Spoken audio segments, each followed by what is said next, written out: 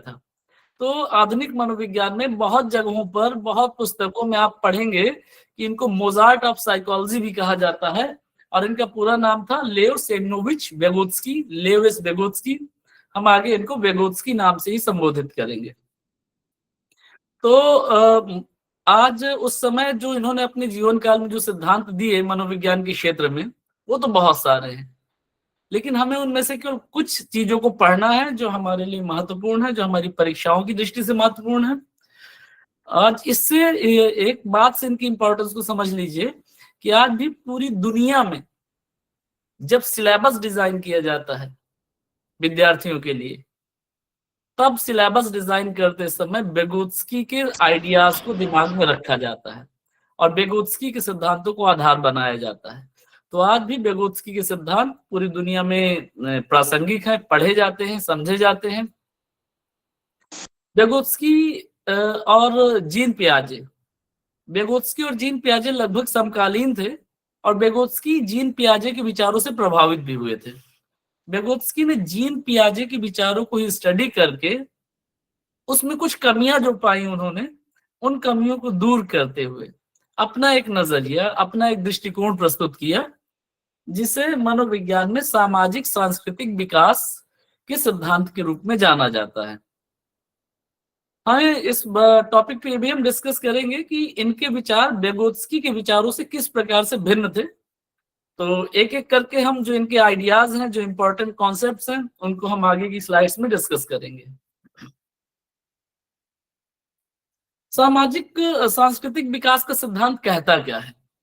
सामाजिक सांस्कृतिक विकास का सिद्धांत कहता है कि जो मानव का विकास है, जो बालक का विकास है, वो सामाजिक और सांस्कृतिक अंतःक्रिया का परिणाम है।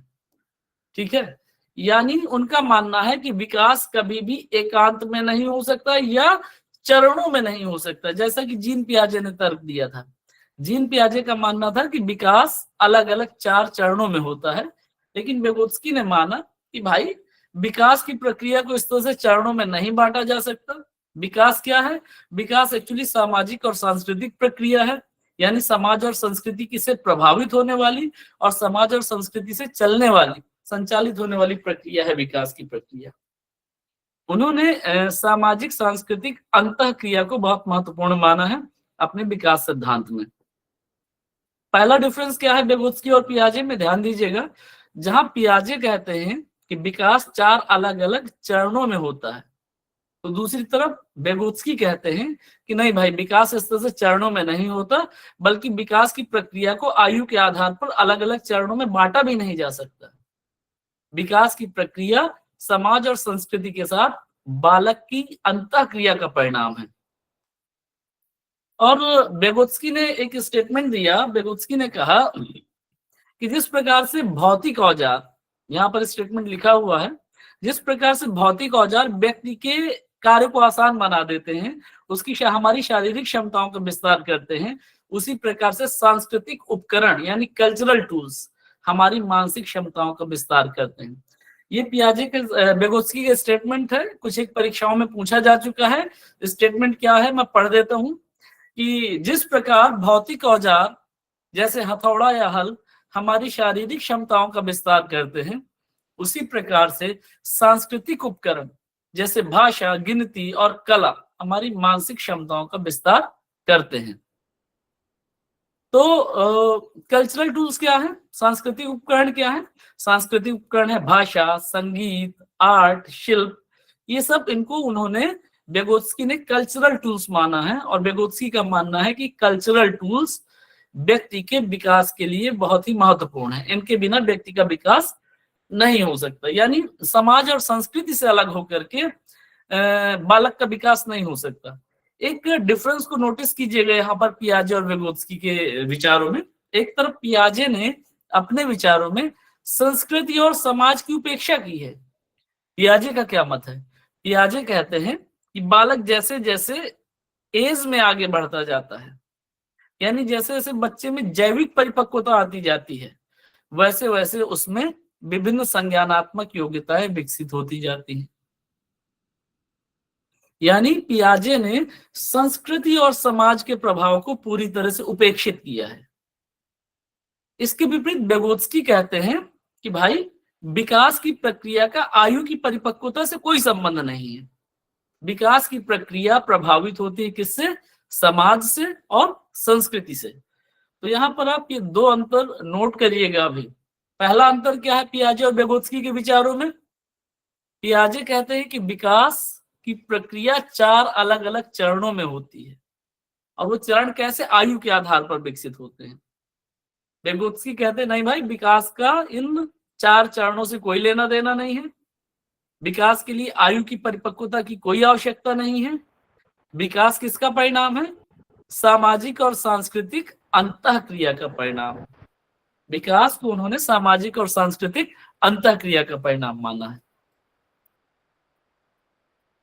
बेगोत्स्की का एक सिद्धांत है, उसको बहुत संक्षेप में समझिएगा। एक सिद्धांत है, उस सिद्धांत को कहते हैं सांस्कृतिक विकास का सामान्य आनुवांशिक सिद्धांत। सांस्कृतिक विकास का सामान्य आनुवांशिक सिद्धांत। अब इस सांस्कृतिक विकास का सामान्य आनुवांशिक सिद्धांत, ये प्रश्न पूछा जा चुका है पंजाब टीईटी की परीक्षा में। याद रखिएगा कि सांस्कृतिक विकास का सामान्य आनुवांशिक सिद्धांत किसने दिया? तो सांस्कृतिक विकास का सामान्य आनुवांशिक सिद्धांत दिया है बेगोत्स्की ने। इसको याद रखिएगा। बेगोत्स्की कहते हैं इस सिद्धांत की एक सरल अवधारणा में बेगोत्स्की कहते हैं कि जब बच्चा कोई चीज सीखता है, यानी जैसे ही बालक में विकास होता है, तो कोई भी मानसिक क्षमता जब उसमें विकसित होती है तो 2 स्टेजेस में डेवलप होती है, 2 पदों में विकसित होती है। पहला है सोशल लेवल यानी सामाजिक स्तर पर, और दूसरा है व्यक्तिगत स्तर यानी इंडिविजुअल लेवल पर। सोशल लेवल क्या हो गया? इंटर साइकोलॉजिकल यानी लोगों के बीच। सोशल लेवल हो गया लोगों के बीच। और व्यक्तिगत क्या हो गया? व्यक्तिगत हो गया इंट्रा साइकोलॉजिकल। क्या मतलब हुआ इसका? इसको मैं एक एग्जांपल से समझाता हूं आपको। जैसे सपोज करिए जब बच्चा छोटा होता है, तो बच्चा छोटा है तो कई बार वो अपनी उंगली उठा करके किसी चीज की ओर इशारा करता है, हालांकि उसे ये नहीं समझ में आ रहा कि वो इशारा कर रहा है। लेकिन छोटे बच्चे ने जब इशारा किया उंगली दिखा करके, तो उसके पिताजी ने कहा कि अच्छा तुम्हें वो चीज चाहिए। तो बच्चा धीरे धीरे इस चीज को समझ जाता है कि अगर मुझे कोई चीज चाहिए तो मैं उंगली उठा करके उसकी ओर इशारा कर सकता हूं। तो ये बात क्या हुई? पहली बार जब बच्चे ने उंगली उठाई तो वो था सोशल लेवल। जब उसको पिता ने उसके बताया कि जब उंगली दिखा करके इशारा कर रहा है बच्चा, तो उसके पिता ने समझा कि बच्चे को कुछ चाहिए। तो बच्चे से उसने कहा कि अच्छा तुमको ये चीज चाहिए। तो बच्चा समझ गया कि अगर मुझे कभी कोई चीज चाहिए तो मैं उंगली दिखाकर उसकी ओर इशारा कर सकता हूं। तो ये क्या हुआ? ये व्यक्तिगत स्तर हो गया। तो इस तरह से कोई भी संज्ञानात्मक गुण जब बच्चे में विकसित होता है तो 2 स्तरों में प्रकट होता है। सबसे पहला सामाजिक स्तर होता है, यानी वो सामाजिक अंतःक्रिया से सीखता है, और बाद में उसको व्यक्तिगत स्तर पर ले जाता है, यानी वो खुद से उसको समझ जाता है कि भाई इसका ये अर्थ हुआ। तो यहाँ पर याद रखने वाली बात इतनी है कि आपको ये समझना है कि सांस्कृतिक विकास का सामान्य आनुवंशिक सिद्धांत किसने दिया है? ये सिद्धांत दिया है व्यगोत्स्की ने। और सिद्धांत में जो सरल शब्दों में सिद्धांत बस इतना है कि बच्चे में कोई मानसिक क्षमता या मानसिक गुण 2 स्तरों में प्रकट होता है। सबसे पहला होता है सामाजिक स्तर और दूसरा होता है व्यक्तिगत स्तर, यानी सोशल लेवल और इंडिविजुअल लेवल। मैंने इसका एक एग्जांपल आपको दे दिया।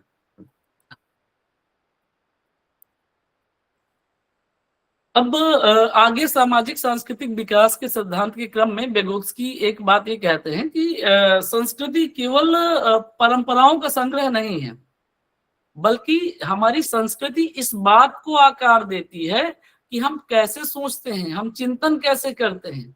यानी वो कहते हैं कि प्रत्येक संस्कृति अपने बच्चों को बौद्धिक अनुकूलन के उपकरण उपलब्ध कराती है। बौद्धिक अनुकूलन के उपकरण मतलब क्या हुआ? वो संसाधन उपलब्ध कराती है जिससे बालक अपनी संज्ञानात्मक योग्यताओं को विकसित करता है। तो ध्यान दीजिएगा, बालकों के संज्ञानात्मक विकास की प्रक्रिया में संस्कृति का बहुत बड़ा प्रभाव होता है, और इस चीज को हम देख भी सकते हैं लगातार। इस चीज को महसूस कर सकते हैं कि आप देखते हैं कुछ संस्कृतियों में संज्ञानात्मक विकास तीव्र गति से होता है। जैसे सपोज करिए यूरोप में रहने वाला एक बच्चा, यूरोप में पैदा हुआ एक बच्चा, हम इसको एक सामान्य से एग्जांपल से समझ सकते हैं। भारत के किसी गांव में रहने वाले बच्चे से अधिक संज्ञानात्मक रूप से विकसित होगा, इस बात की ज्यादा संभावना है। क्यों? क्योंकि वहां की संस्कृति अधिक इंटेलेक्चुअल टूल्स प्रोवाइड कर रही है। हमारे गांव की संस्कृति, यहाँ पर मैं ये नहीं कह रहा हूं कि गांव की संस्कृति खराब है, इस चीज को ऐसे मत लीजिएगा, मैंने केवल एक एग्जांपल दिया है। यहाँ पर हमारे गांव में कई बार बच्चों को सांस्कृतिक संसाधन नहीं मिल पाएंगे, क्योंकि भाषाई दृष्टि से वो समृद्ध नहीं होते, ज्ञान की दृष्टि से वो समृद्ध नहीं होते। और इस वजह से मैंने एग्जाम्पल दिया यहाँ पर कि यूरोपियन बच्चा भारत के किसी गांव में रहने वाले बच्चे से अधिक बेहतर ढंग से इंटेलेक्चुअल टूल्स को यूज करके संज्ञानात्मक रूप से अधिक बेहतर ढंग से विकसित होगा। तो वेगोत्स्की का मानना है कि संस्कृति वो टूल्स प्रोवाइड करती है बच्चे को, जिसकी सहायता से बच्चा अपनी मानसिक क्षमताओं को बढ़ाता है, सीख सकता है। अब पियाजे और वेगोत्स्की के विचारों में जो सबसे बड़ा एक अंतर है वो भाषा और विचार के संदर्भ में है। कल की क्लास में मैंने डिस्कस किया था कि पियाजे का मानना है कि विचार भाषा से पहले आते हैं, यानी पहले चिंतन का विकास होता है और बाद में भाषा विकसित होती है। पियाजे कहते हैं कि भाषा केवल बालक के विचारों को व्यक्त करने का एक माध्यम है। इसके विपरीत वेगोत्स्की का मानना है कि भाषा और विचार, भाषा और चिंतन दोनों ही बालक में जन्मजात होते हैं। याद रखिएगा, पियाजे कहते हैं कि बालक में विचार यानी चिंतन पहले आता है, चिंतन जन्मजात होता है, लेकिन भाषा जन्मजात नहीं होती, भाषा बाद में विकसित होती है। और भाषा क्या है पियाजे के अनुसार? भाषा केवल बालक के चिंतन को शब्दों में व्यक्त करने का एक माध्यम है। लेकिन वेगोत्स्की कहते हैं कि बालक में भाषा और चिंतन दोनों जन्मजात होते हैं और एक निश्चित आयु के बाद दोनों आपस में मिलकर के एक रूप हो जाते हैं। यानी वेगोत्स्की ने भाषा को भी चिंतन का एक रूप माना है। तो क्या डिफरेंस आया यहाँ पर पियाजे और वेगोत्स्की के विचारों में? पियाजे कहते हैं कि भाषा और चिंतन अलग अलग है, चिंतन जन्मजात होता है, भाषा का विकास चिंतन के आधार पर होता है। वेगोत्स्की कहते हैं कि नहीं भाई, भाषा और चिंतन दोनों बालक में जन्मजात हैं, दोनों एक साथ विकसित होते हैं, लेकिन एक आयु के बाद दोनों मिल जाते हैं एक दूसरे से, अर्थात भाषा और चिंतन एक हो जाते हैं। यानी वेगोत्स्की का मानना है कि भाषा चिंतन का ही एक रूप है, भाषा भी एक प्रकार का चिंतन है। आगे उन्होंने भाषा के विकास की प्रक्रिया के 3 स्तर बताए हैं वेगोत्स्की ने। कौन कौन से वो 3 स्तर? वेगोत्स्की कहते हैं कि भाषा या वाक या स्पीच, यहाँ पर उन्होंने स्पीच शब्द का प्रयोग किया है, लैंग्वेज शब्द का प्रयोग नहीं किया। ध्यान दीजिएगा, स्पीच और लैंग्वेज दोनों अलग अलग चीजें हैं। लैंग्वेज लिखित भी होती है और मौखिक भी होती है ना। और स्पीच क्या है? स्पीच केवल बोली जाती है, मौखिक होती है। तो स्पीच शब्द का उन्होंने प्रयोग किया है वेगोत्स्की ने हर जगह। उन्होंने कहा कि स्पीच 3 लेवल में डेवलप होती है बच्चे की। सबसे पहला लेवल होता है सोशल स्पीच या एक्सटर्नल स्पीच। सोशल स्पीच या एक्सटर्नल स्पीच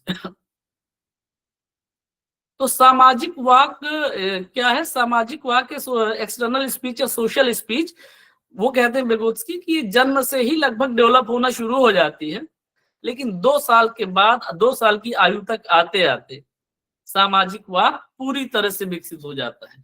तो सोशल स्पीच क्या है? Social speech is a mode of communication. Social speech केवल हमारे विचारों के संप्रेषण का माध्यम है। अभी हम यहाँ पर एक दूसरे से बात कर रहे हैं, तो हम अपनी सामाजिक भाषा का प्रयोग कर रहे हैं, सोशल स्पीच का प्रयोग कर रहे हैं, सामाजिक वाक का प्रयोग कर रहे हैं। तो ये सरल शब्दों में केवल ये मोड ऑफ कम्युनिकेशन है। और यहाँ पर इस एज में जब सोशल स्पीच 2 साल की एज से प्रॉपरली डेवलप होती है, तो 2-3 साल की एज तक भाषा और चिंतन दोनों अलग अलग होते हैं।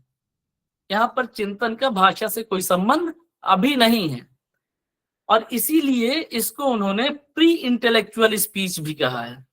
बेगोत्स्की ने सोशल स्पीच को प्री इंटेलेक्चुअल स्पीच भी कहा है, क्योंकि इसमें चिंतन का कोई संबंध इसमें नहीं है, चिंतन का इससे कोई लेना देना नहीं है। तो प्री इंटेलेक्चुअल स्पीच किसे कहा है बेगोत्स्की ने? पूर्व बौद्धिक भाषण या पूर्व बौद्धिक भाषा किसे कहा है? सोशल स्पीच को कहा है, सामाजिक वाक को कहा है। सामाजिक वाक का विकास किस आयु तक हो जाता है? 2 साल की आयु तक आते आते बच्चे में सोशल स्पीच डेवलप हो जाती है। इसका कार्य क्या है? इसका कार्य बड़ा आसान है, अपने भी जो संप्रेषण का एक साधन है, मोड ऑफ कम्युनिकेशन है, जैसा अभी हम यहाँ पर कर रहे हैं। ये हमारी सोशल स्पीच है, लेकिन हमारी सोशल स्पीच में हमारे आइडियाज भी शामिल हैं। लेकिन बेगोत्स्की जिसे सोशल स्पीच कह रहे हैं, सामाजिक वाक कह रहे हैं, उसमें चिंतन नहीं होता, उसमें विचार नहीं होता, यानी बच्चा बिना सोचे समझे शब्दों को बोलता है। भाषा या स्पीच के विकास का दूसरा चरण है प्राइवेट स्पीच, यानी निज वाक। बेगोत्स्की कहते हैं कि लगभग 3 साल की उम्र से बच्चे में, बिल्कुल लगभग 3 साल की उम्र से बच्चे में निज वाक या प्राइवेट स्पीच का डेवलप होना शुरू हो जाता है, डेवलपमेंट होना शुरू हो जाता है, और 7 वर्ष की आयु तक आते आते बच्चे में प्राइवेट स्पीच डेवलप हो जाती है। अब प्राइवेट स्पीच क्या है? मैंने जब जीन पियाजे के बारे में डिस्कस कर रहा था, तो मैंने आपको बताया था कि एक बच्ची अपनी गुड़िया से बात कर रही है, उससे कह रही है कि लाओ मैं तुम्हारे बाल संवार दूं, लाओ मैं तुम्हें कपड़े पहना दूं, लाओ मैं तुम्हारे साथ, तुम मेरे साथ खाना खा लो, तुम्हें भूख लगी होगी। तो पियाजे इसको कहते हैं कि बच्ची क्या है? पियाजे कहते हैं कि बच्ची ईगोसेंट्रिक है, अभी अहम केंद्रित है बच्ची।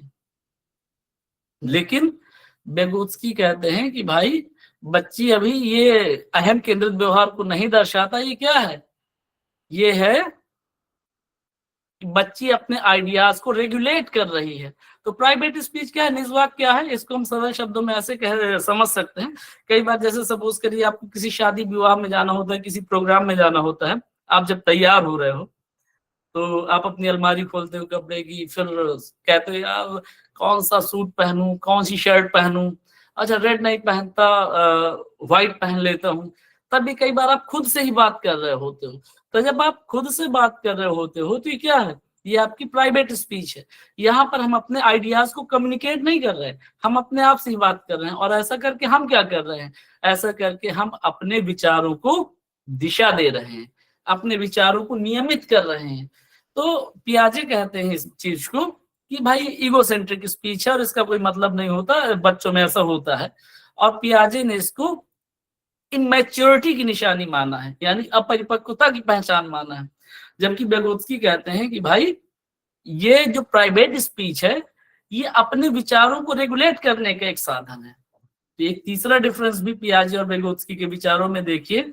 एक तरफ प्राइवेट स्पीच को, खुद से बात करने को बेगोत्स्की ईगोसेंट्रिक स्पीच कहते हैं, लेकिन इसी निजी वार्ता को बेगोत्स्की कहते हैं कि अपने विचारों को रेगुलेट करने का एक माध्यम है जो बालक के संज्ञानात्मक विकास को दिशा देता है, बालक के संज्ञानात्मक विकास को गति देता है। तो इसके बाद आता है भाषा के विकास का तीसरा रूप, वो है आंतरिक वाक या इनर स्पीच। भाषा के विकास का तीसरा रूप है इनर स्पीच। इस एज पे आकर के बेगोत्स्की कहते हैं कि भाषा और चिंतन दोनों एक रूप हो जाते हैं। 7 साल से ऊपर एज पर आकर के भाषा और चिंतन दोनों एक रूप हो जाते हैं, यानी अब भाषा और चिंतन में कोई अंतर नहीं बचता। इसका एक छोटा सा उदाहरण देख लेते हैं। जैसे अभी मैं आप लोगों को यहाँ पर कुछ डिस्कस कर रहा हूँ आप लोगों के साथ, मैं डिस्कशन कर रहा हूँ बेगोत्स्की के टॉपिक पर, लेकिन मेरे दिमाग में बहुत सारी बातें चल रही हैं। मेरे दिमाग में बातें चल रही है कि अभी थोड़ी देर बाद क्लास खत्म होकर के मुझे एक काम निपटाना है, मुझे यहाँ जाना है, मुझे वहां जाना है। ऐसा ही आप लोग अभी सिर्फ मेरी बातें नहीं सुन रहे हो, आप लोगों के भी दिमाग में बहुत सारी बातें चल रही होंगी। मेरे दिमाग में जो बातें चल रही हैं वो मेरे मुंह से बाहर नहीं आ रही अभी, वो केवल मेरे दिमाग में है। यानी अब मैंने ये सीख लिया है कि मैं अपने दिमाग की बातों को दिमाग में रखूंगा, उनको शब्दों में व्यक्त नहीं करूंगा। ये क्षमता मेरे अंदर आ गई है ना। तो ये क्या है? ये इनर स्पीच है। ये आंतरिक वाक है।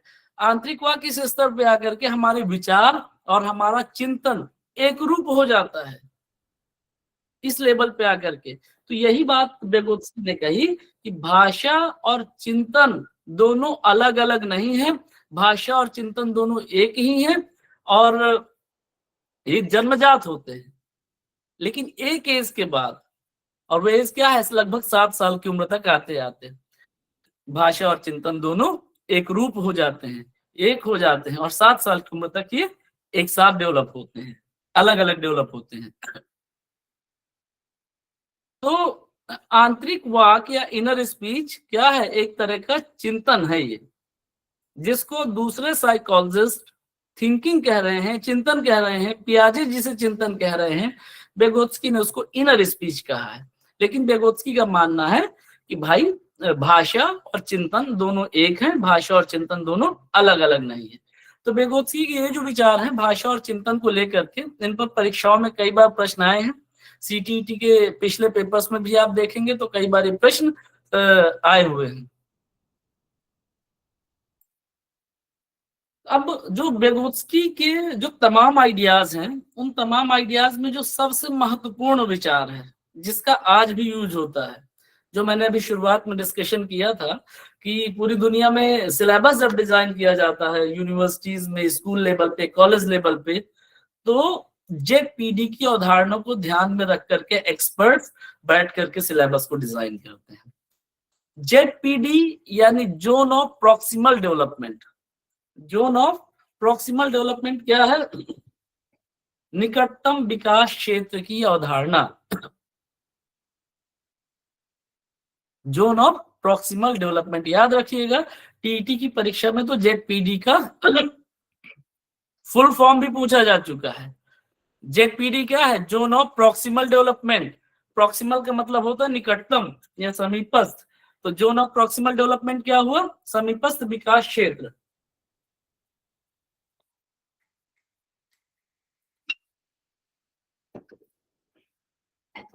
अब समीपस्थ विकास क्षेत्र किसे कहते हैं? ये कोई फिजिकल जगह नहीं है जो वास्तव में कहीं मौजूद हो। ये क्या है? ये दिमाग की एक अवधारणा है, मस्तिष्क की एक अवधारणा है। यानी कैसा कॉन्सेप्ट है ये? एक एब्स्ट्रैक्ट कॉन्सेप्ट है ये। एब्स्ट्रैक्ट का मतलब क्या हुआ? अमूर्त विचार है जेडपीडी। तो समीपस्थ विकास क्षेत्र को समझने के लिए बेगोत्स्की कहते हैं कि बालक जो खुद से कर सकता है, यानी बालक जो खुद से बिना किसी सहायता के कर सकता है, और बालक जो नहीं कर सकता है, उनके बीच का जो डिफरेंस है, वो डिफरेंस कहलाता है जेडपीडी। कैसे इसको समझेंगे? किसी भी निश्चित आयु वर्ग का या निश्चित बौद्धिक स्तर का एक बालक, कुछ कार्य ऐसे होंगे, कुछ मानसिक गतिविधियां ऐसी होंगी जिनको वो अपने आप से कर लेगा, बिना किसी सहायता के कर पाएगा। कुछ मानसिक गतिविधियां, कुछ मानसिक कार्य क्रियाकलाप ऐसे होंगे जिनको बालक कर ही नहीं पाएगा।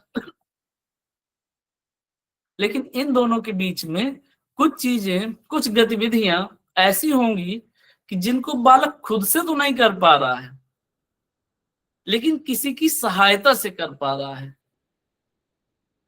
तो बालक के मानसिक विकास का वह क्षेत्र जिसमें वो सारी गतिविधियां और वो सारे क्रियाकलाप आते हैं जिन्हें बालक खुद से तो नहीं कर पा रहा, लेकिन किसी के सहयोग से कर पाता है, इसको जेडपीडी या जोन ऑफ प्रॉक्सिमल डेवलपमेंट या निकटतम विकास क्षेत्र कहा है बेगोत्स्की ने।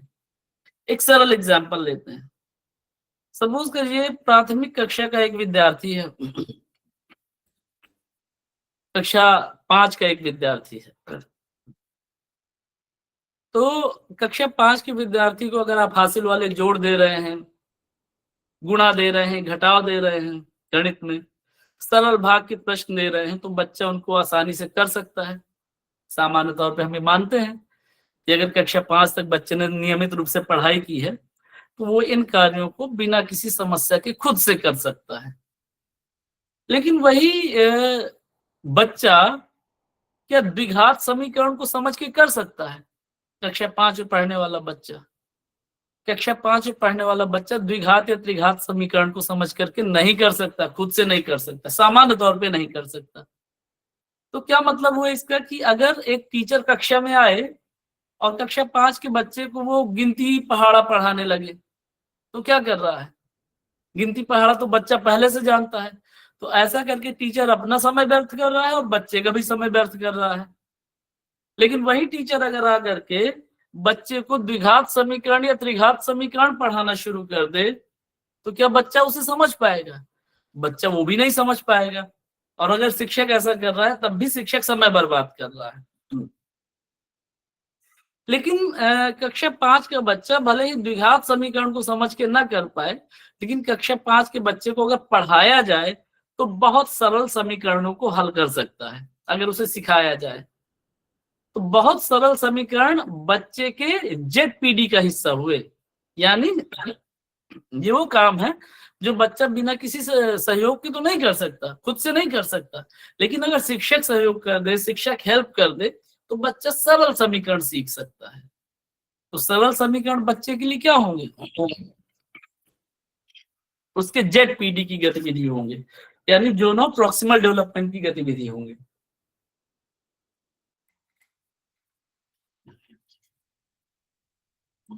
एक और उदाहरण लेते हैं कि अगर कक्षा 6 में 5 में ही पढ़ने वाले बच्चे को इंग्लिश का अध्यापक आता है और इंग्लिश का अध्यापक उसको पोएट्री पढ़ाता है, और पोएम कौन सी सिखा रहा है? उसको पोएम सिखा रहा है जॉनी जॉनी यस पापा या ट्विंकल ट्विंकल लिटिल स्टार। तो सामान्य तौर पे कक्षा 5 का विद्यार्थी इन पोएम्स को पहले से जानता है, यानी वो इसे खुद से समझ सकता है। लेकिन अगर कक्षा 5 के ही विद्यार्थी को इंग्लिश का शिक्षक आके विलियम शेक्सपियर की लिखी हुई मर्सी पढ़ाने लगे या जॉन कीट्स की लिखी हुई ला बेल डेमसन्स मर्सी पढ़ाने लगे, तब क्या बच्चा कक्षा 5 को उसको समझ पाएगा? आप उसे कितना भी पढ़ाओ वो नहीं समझ पाएगा। लेकिन अगर उसी बच्चे को इन दोनों के बीच की, जैसे विलियम ब्लेक की लिखी हुई द लैम्प पोएम पढ़ाई जाए, तो शायद बच्चा उसको समझ सकता है। तो यहाँ पर द लैम्प पोएम क्या हुई? द लैम्प पोएम बच्चे के जोन ऑफ प्रॉक्सिमल डेवलपमेंट का एक हिस्सा हुई। तो जोन ऑफ प्रॉक्सिमल डेवलपमेंट की अवधारणा क्या है कि वो सारे कार्य, वो सारी गतिविधियां जिनको बालक स्वयं से तो नहीं कर सकता, लेकिन किसी की सहायता से कर सकता है, वो गतिविधियां बालक के जोन ऑफ प्रॉक्सिमल डेवलपमेंट का निर्धारण करती हैं। तो बेगोत्स्की आगे कहते हैं कि अलग अलग बच्चों के लिए उनका जेडपीडी अलग अलग हो सकता है, और सामान्य तौर पे हम ये मान सकते हैं कि एक निश्चित आयु वर्ग के बच्चों का, एक निश्चित परिवेश के बच्चों का जेडपीडी लगभग एक जैसा होगा। इसीलिए जब सिलेबस डिजाइन किया जाता है तो जेडपीडी की अवधारणा को ध्यान में रखकर डिजाइन किया जाता है। तो जेडपीडी के लिए बेगोत्स्की कहते हैं कि जेडपीडी यानी जोन ऑफ प्रॉक्सिमल डेवलपमेंट वह स्वीट स्पॉट है जहां सीखना सबसे ज्यादा प्रभावी होता है। यानी ये उस कार्य को दर्शाता है जो बच्चा अकेले नहीं कर सकता, लेकिन थोड़ी सहायता मिलने पर कर सकता है।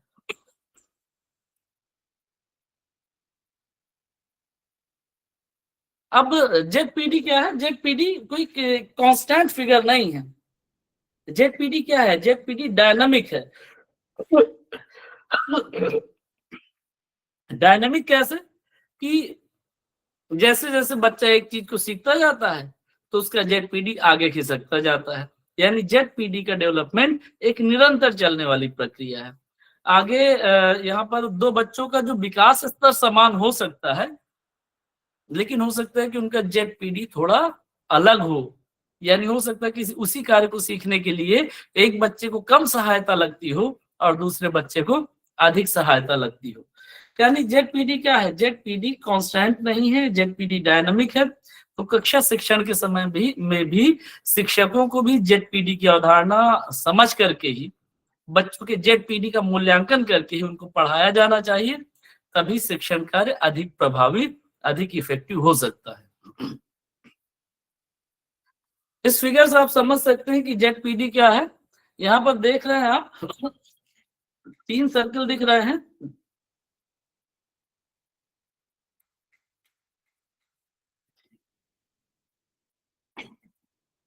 सबसे पहला है एक्सटर्नल सर्किल, यानी जो बाहरी सर्किल है, एक दूसरा मिडिल सर्किल है और तीसरा इंटरनल सर्किल है। जो इंटरनल सर्किल है, यानी जो अंदर वाला सर्किल है, जो सबसे छोटा सर्किल है, उसमें वो सारी गतिविधियां हैं जिनको बच्चा बिना किसी सहायता के कर सकता है। और जो एक्सटर्नल सर्किल यानी जो बीच वाला सर्किल, बाहर वाला सर्किल है, उस बाहर वाले सर्किल में वो सारी गतिविधियां हैं जिनको बच्चा नहीं कर सकता है, ना खुद से कर सकता है, ना ही किसी की सहायता से कर सकता है। तो जो बीच वाला सर्किल है, बीच वाले सर्किल में वो सारी गतिविधियां आएंगी, वो सारे क्रियाकलाप आएंगे जिनको बच्चा खुद से तो नहीं कर सकता, लेकिन किसी की सहायता से कर सकता है। तो बीच वाला सर्किल किसे रिप्रेजेंट कर रहा है? बीच वाला सर्किल जेड-पीडी को रिप्रेजेंट कर रहा है। मुझे ठीक से याद नहीं, लेकिन शायद दिसंबर 2012 सीटीईटी की परीक्षा में एक प्रश्न इस प्रकार का आया था, उसमें एक चित्र दिखा करके, यही चित्र दिखा करके पूछा गया था कि कौन सा सर्किल जेड-पीडी को रिप्रेजेंट कर रहा है। तो बीच वाला सर्किल जेड-पीडी को रिप्रेजेंट कर रहा है। इसमें वो सारे कार्य, वो सारी गतिविधियां आएंगी जिन्हें बच्चा खुद से तो नहीं कर सकता, लेकिन किसी की सहायता मिलने पर आसानी से कर सकता है। जेड-पीडी से ही निकल करके एक नया कॉन्सेप्ट आया, स्कैफोल्डिंग। ध्यान देने वाली बात है, स्कैफोल्डिंग शब्द का प्रयोग खुद vygotsky ने नहीं किया है कभी भी। स्कैफोल्डिंग शब्द की अवधारणा भी vygotsky ने नहीं दी है। मनोविज्ञान में या शिक्षा मनोविज्ञान में इस शब्द का प्रयोग सबसे पहले वर्ष 1976 में जेरोमी ब्रूनर के द्वारा किया गया था। जेरोमी ब्रूनर भी एक संज्ञानवादी मनोवैज्ञानिक विचारक हैं। जेड-पीडी की अवधारणा को समझाने के लिए स्कैफोल्डिंग या पॉड, इस शब्द का प्रयोग सबसे पहले जेरोमी ब्रूनर ने किया था, और आज इसका प्रयोग हमेशा जेड-पीडी के साथ किया जाता है। तो इसका फोल्डिंग शब्द का अर्थ कोई मुझे बता सकता है तो मैसेज करके बताएं। इसका इंग्लिश का शब्द है इसका फोल्डिंग, इसका हिंदी अर्थ क्या होता है?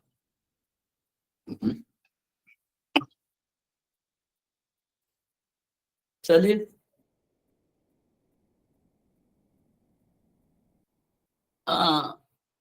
फेडिंग,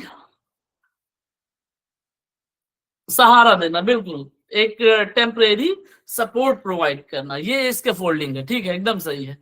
जैसे जब माफ कीजिएगा, थोड़ा जुकाम है, खांसी आ रही मुझे।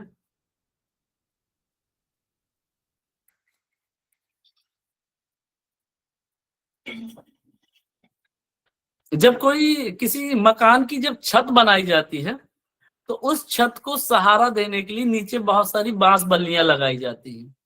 तो जो बांस बल्लियां लगाई गई, वो बांस बल्लियां इसके फोल्डिंग कहलाती हैं। वो किस लिए लगाई गई थी वो बांस बल्लियां? ताकि छत मजबूत हो जाए, और कुछ समय के बाद जब छत मजबूत हो जाती है तो बांस बल्लियां निकाल ली जाती हैं। तो वो जो छत को सहारा देने के लिए जो ढांचा बनाया गया, वो इसके फोल्डिंग है। तो इसी अवधारणा का प्रयोग शिक्षा मनोविज्ञान में किया गया जेरोमी ब्रूनर के द्वारा। जेरोमी ब्रूनर ने इसके फोल्डिंग किसे कहा है? बच्चा जो काम खुद से नहीं कर सकता है लेकिन किसी की सहायता से कर सकता है, तो बच्चे को जो वो सहायता दी जा रही है, वो सहायता क्या है? वो सहायता है इसके फोल्डिंग। तो सीटीईटी में प्रश्न आ चुका है एक बार कि पाट बांधना क्या है? तो पाट बांधना क्या है? ये एक तरह का अस्थाई सहयोग है जो एक जानकार व्यक्ति, एक अधिक बुद्धिमान व्यक्ति किसी विद्यार्थी को अपने जेड-पीडी को विकसित करने के लिए प्रदान करता है। यानी ये एक प्रकार की हेल्प है। अब यह अस्थाई सहायता कौन दे सकता है? टीचर दे सकता है, परिवार के सदस्य दे सकते हैं, समाज के लोग दे सकते हैं। यह अस्थाई सहायता उसको बिल्कुल, दीपक चंद्र जी, सहारा देकर धीरे धीरे हटाना। बिल्कुल, जब बच्चा सीख जाए तो धीरे धीरे अपने सपोर्ट को कम कर देना, खत्म कर देना। आज के समय में ये स्कैफोल्डिंग कई लोग कर सकते हैं बच्चे के लिए। जैसा मैं बता रहा हूँ, माता पिता, परिवार के सदस्य, शिक्षक, समाज, परिवेश, पुस्तकें, internet, social media, television artificial intelligence और बहुत सारे साधन जो उपलब्ध हैं। यानी कोई भी ऐसी चीज जिससे बच्चा कुछ सीख रहा है जिसकी सहायता से। तो पार्ट बांधना या इसके फोल्डिंग प्रदान करना क्या हुआ, इसके फोल्डिंग का अर्थ हुआ बच्चे को उसके जेड-पीडी स्तर को विकसित करने के लिए दी जाने वाली अस्थायी सहायता, ये कहलाती है स्कैफोल्डिंग। अब इसके फोल्डिंग कौन प्रोवाइड करता है? इसके फोल्डिंग प्रोवाइड करता है एमकेओ, अधिक जानकार व्यक्ति। अब एमकेओ क्या है? एमकेओ का मतलब हुआ मोर नॉलेजेबल अदर। आगे डिस्कस करेंगे मोर नॉलेजेबल अदर क्या है। अब एक बच्चे को कक्षा में इसके फोल्डिंग कैसे प्रोवाइड की जा सकती है टीचर के द्वारा? आजकल की शिक्षण पद्धति, आज आप ज्यादातर निजी विद्यालयों में देखिए विशेष तौर पे, तो शिक्षण पद्धति का मूल आधार क्या होता है? शिक्षण पद्धति का मूल आधार है बच्चे का सिलेबस पूरा कराना, उसको टर्म एग्जाम में, एनुअल एग्जाम में अच्छे स्कोर दिला देना। यानी बच्चे की योग्यता का आकलन 90%, 95% मार्क्स से होता है। पूरा सिलेबस उसको पूरा करा दिया गया, रटा दिया गया, यानी बच्चे ने सीखा नहीं। और आप ऐसे ज्यादातर विद्यार्थियों से जब आप डिस्कशन करेंगे, कभी आप लोग भी इससे जुड़े हुए हैं, तो आप देखेंगे कई बार 90%, 95% लाने वाला विद्यार्थी जब अगली कक्षा में जाता है तो उसको अपनी पिछली कक्षा के सारे कॉन्सेप्ट्स उसके दिमाग से उतर जाते हैं। क्यों? क्योंकि दोष यहाँ पर शिक्षा पद्धति में है हमारी। एक शिक्षक का कार्य क्या है? शिक्षक का कार्य इसके फोल्डर का है, इसके फोल्डिंग प्रदान करना है शिक्षक का कार्य। टीचर का कार्य, समाज का कार्य, संस्कृति का कार्य ये रटाना नहीं है, यानी बच्चे को सिखाना है। हम फोकस इसी बात पे करते हैं, लर्निंग बाय डूइंग पे, बच्चे को सिखाने पर। बिल्कुल, इसके फोल्डिंग शब्द का यूज किया जा सकता है बहुविकल्पी प्रश्नों में। कई बार इसके फोल्डिंग लिख करके आया है, कई बार पार्ट लिख करके आया है, पार्ट शब्द का ही प्रयोग किया गया है। तो कक्षा में इसका फोल्डिंग एक टीचर कैसे दे सकता है? मॉडल दिखा करके, क्यूज दे करके, हिंट्स दे करके, उससे प्रश्न पूछ करके और प्रश्नों की सहायता से सामान्य सिद्धांत तक उसको ले जा करके, किसी टास्क को छोटे छोटे टुकड़ों में बांट करके या विभिन्न प्रकार के ऑडियो विजुअल एड्स का यूज करके बच्चे को एनकरेज करके कि वो खुद से करके सीखे। ये सब स्ट्रेटजीज हो सकती हैं इसके फोल्डिंग की, जिनका यूज एक शिक्षक कक्षा में कर सकता है। अब इसके फोल्डिंग कौन प्रोवाइड करता है? इसके फोल्डिंग प्रोवाइड करता है मोर नॉलेजेबल अदर। मोर मीन्स अधिक, नॉलेजेबल मीन्स बुद्धिमान, और अदर मीन्स अन्य, एमकेओ। तो एमकेओ कौन है? एम बिल्कुल लॉजिक दे करके, एमकेओ कौन है? एमकेओ है कोई भी वो व्यक्ति, वस्तु, उपकरण या साधन जिसकी सहायता से बालक कुछ सीख रहा है। तो एमकेओ क्या क्या हो सकते हैं? एमकेओ है परिवार के वयस्क सदस्य हैं, शिक्षक हैं, सहपाठी हैं, मित्र हैं उसके, पुस्तकें हो सकती हैं, कंप्यूटर इंटरनेट हो सकता है, टेलीविजन हो सकता है, सोशल मीडिया हो सकता है। और आज के समय में तो सोशल मीडिया सबसे बड़ा साधन है, मुझे ऐसा लगता है, जिसकी सहायता से, जिसको देख करके बच्चा बहुत कुछ सीखता है। अब सोशल मीडिया से समस्या है कि अच्छी चीजें भी सीखता है और बुरी चीजें भी सीखता है, बट ज्यादा संभावना यह है कि अगर बच्चे को मुक्त रूप से सोशल मीडिया का प्रयोग करने दिया जाए तो ज्यादा संभावना इस बात की है कि वो बुरी चीजें ही सीखेगा। तो एमकेओ है बिल्कुल सुशील जी, जो ज्यादा नॉलेज रखता हो, मोर नॉलेजेबल अदर, अधिक बुद्धिमान कोई अन्य। तो एमकेओ की अवधारणा किसने दी? एमकेओ की अवधारणा दी वेगोत्स्की ने। और इसके फोल्डिंग की अवधारणा कहाँ से निकल के आई? वेगोत्स्की के सिद्धांत से निकल के आई। इसके फोल्डिंग शब्द का प्रयोग सबसे पहले किसने किया यहाँ पर? वो जेरोमी ब्रूनर ने किया। जेडपीडी की अवधारणा किसने दी? जेडपीडी की अवधारणा वेगोत्स्की ने दी। जेडपीडी है क्या? जेडपीडी है जोन ऑफ प्रॉक्सिमल डेवलपमेंट, यानी मानसिक विकास का, संज्ञानात्मक विकास का वह क्षेत्र जिसमें ऐसी सारी गतिविधियां और क्रियाकलाप आते हैं जिन्हें बालक खुद से तो नहीं कर सकता लेकिन किसी की सहायता से कर सकता है। इसके बाद वेगोत्स्की ने एक प्रश्न और सीटीईटी की परीक्षा में और टीईटी की परीक्षाओं में आया है। अगर आपसे प्रश्न किया जाए कि वेगोत्स्की, पियाजे, कोलबर्ग और ब्रूनर, इन चार विचारकों में से किस विचारक ने सबसे ज्यादा खेलों पर महत्व दिया है, तो इसका उत्तर हमेशा होगा वेगोत्स्की ने। वेगोत्स्की का मानना है कि जो इमेजिनरी प्लेज होते हैं, यानी काल्पनिक खेल होते हैं, वो बालक के विकास का सबसे महत्वपूर्ण साधन है। खेलों की सहायता से बालक का संज्ञानात्मक विकास होता है, बौद्धिक विकास होता है, और साथ ही साथ बालक अपने इम्पल्सेस यानी अपने आवेगों को भी नियंत्रित करना सीख जाता है। यानी खेल, वेगोत्स्की ने खेलों को बालक का आत्मनियमन का एक साधन माना है, सेल्फ रेगुलेशन का एक साधन माना है वेगोत्स्की ने। और वेगोत्स्की का मानना है कि खेल बच्चे के लिए एक विशाल जेट पीढ़ी निर्मित कर देता है। यानी खेलों की सहायता से बच्चा बहुत सारी चीजें सीख जाता है। तो वेगोत्स्की ने खेलों को महत्वपूर्ण माना है। पियाजे ने खेलों पे महत्व नहीं दिया है, ब्रूनर ने खेलों पे महत्व नहीं दिया है। या आप ये मान लीजिए कि जो भी संज्ञानवादी मनोवैज्ञानिक है या व्यवहारवादी मनोवैज्ञानिक है, उनमें से सबसे ज्यादा इंपॉर्टेंस खेलों पर वेगोत्स्की ने ही दी है। तो ये प्रश्न भी परीक्षाओं में आया है, इसको याद रखिएगा। एक बार मैं जल्दी से रिकॉल कर देता हूँ वेगोत्स्की की अवधारणाओं को लेकर के, वेगोत्स्की और पियाजे में क्या क्या डिफरेंसेस हैं। ध्यान दीजिएगा, पियाजे बालक के संज्ञानात्मक विकास में संस्कृति के महत्व को स्वीकार नहीं करते हैं। वेगोत्स्की मानते हैं कि भाई बिना संस्कृति के, बिना समाज के विकास नहीं हो सकता। वेगोत्स्की कहते हैं कि जो संज्ञानात्मक विकास है वो सामाजिक सांस्कृतिक अंतःक्रिया का परिणाम है। वेगोत्स्की का मानना है कि कल्चरल टूल्स, भाषा हो गई, संकेत हो गए, संगीत हो गया, ये बालक की मेंटल एबिलिटीज को डेवलप करते हैं। तो पहला डिफरेंस पियाजे और वेगोत्स्की में इस चीज को लेकर के है। पियाजे ने संस्कृति को कोई महत्व नहीं दिया है, वेगोत्स्की ने कल्चर को इंपॉर्टेंस दी है। दूसरा डिफरेंस पियाजे और वेगोत्स्की के विचारों में भाषा को लेकर के है।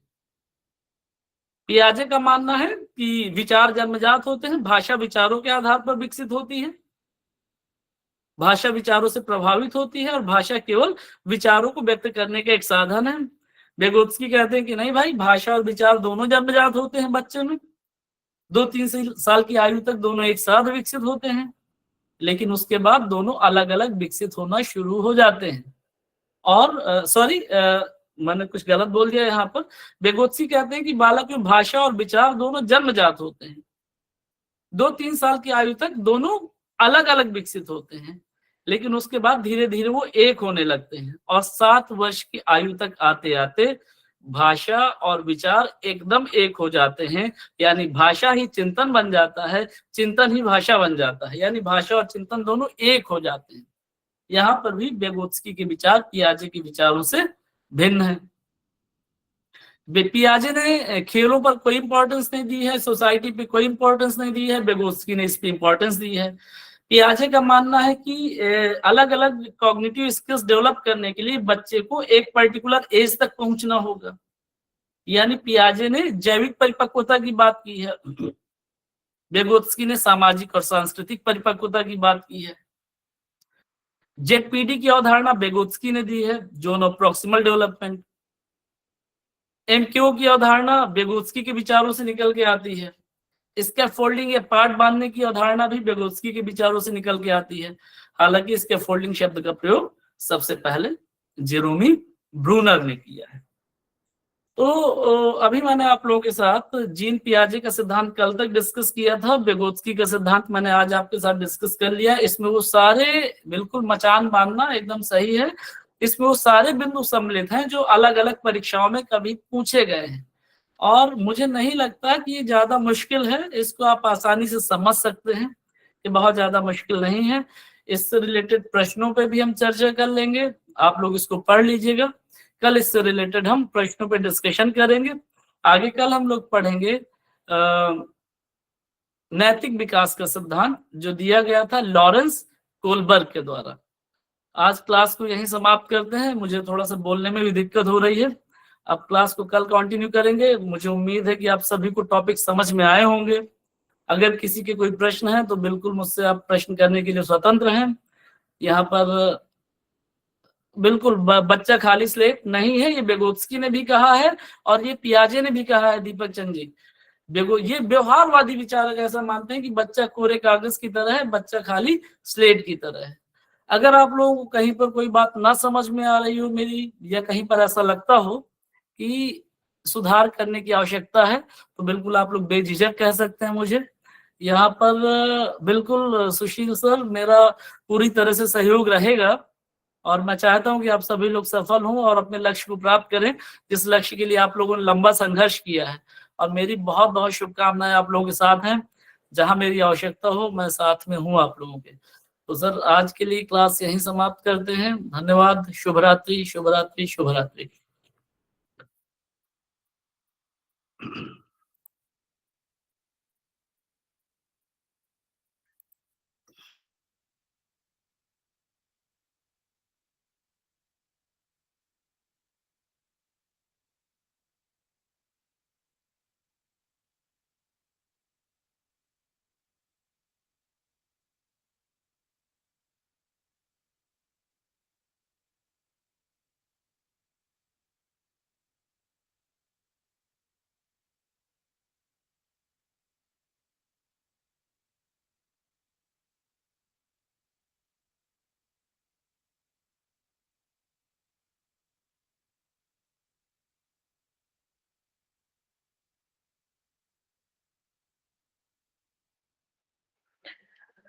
Thank you sir. सर की क्लास आज बहुत ही अच्छी रही। आप लोग अभी जुड़े रहें। मोनिका मैम का जुड़ाव होते ही उनकी क्लास शुरू हो जाएगी। Thank you sir.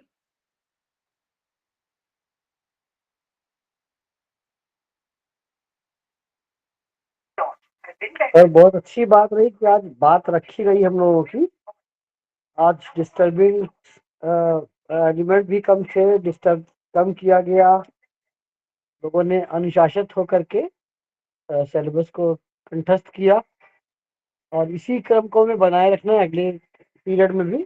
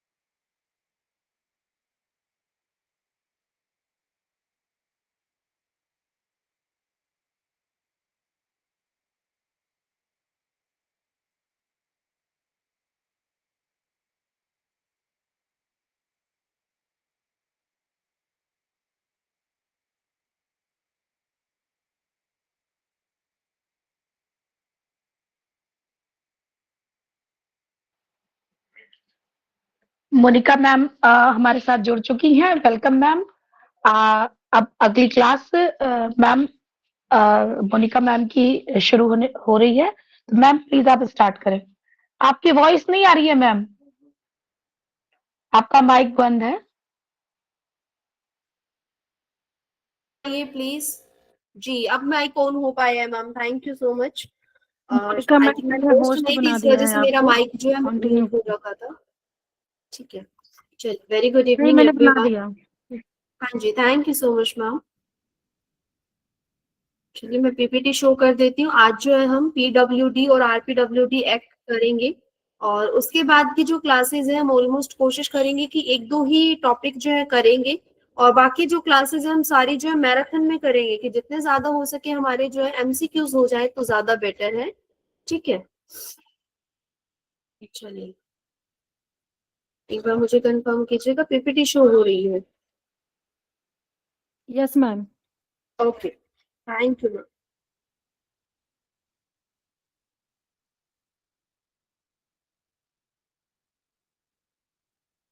चलिए आज का हमारा टॉपिक रहने वाला है पीडब्ल्यूडी एक्ट और आरपीडब्ल्यूडी एक्ट।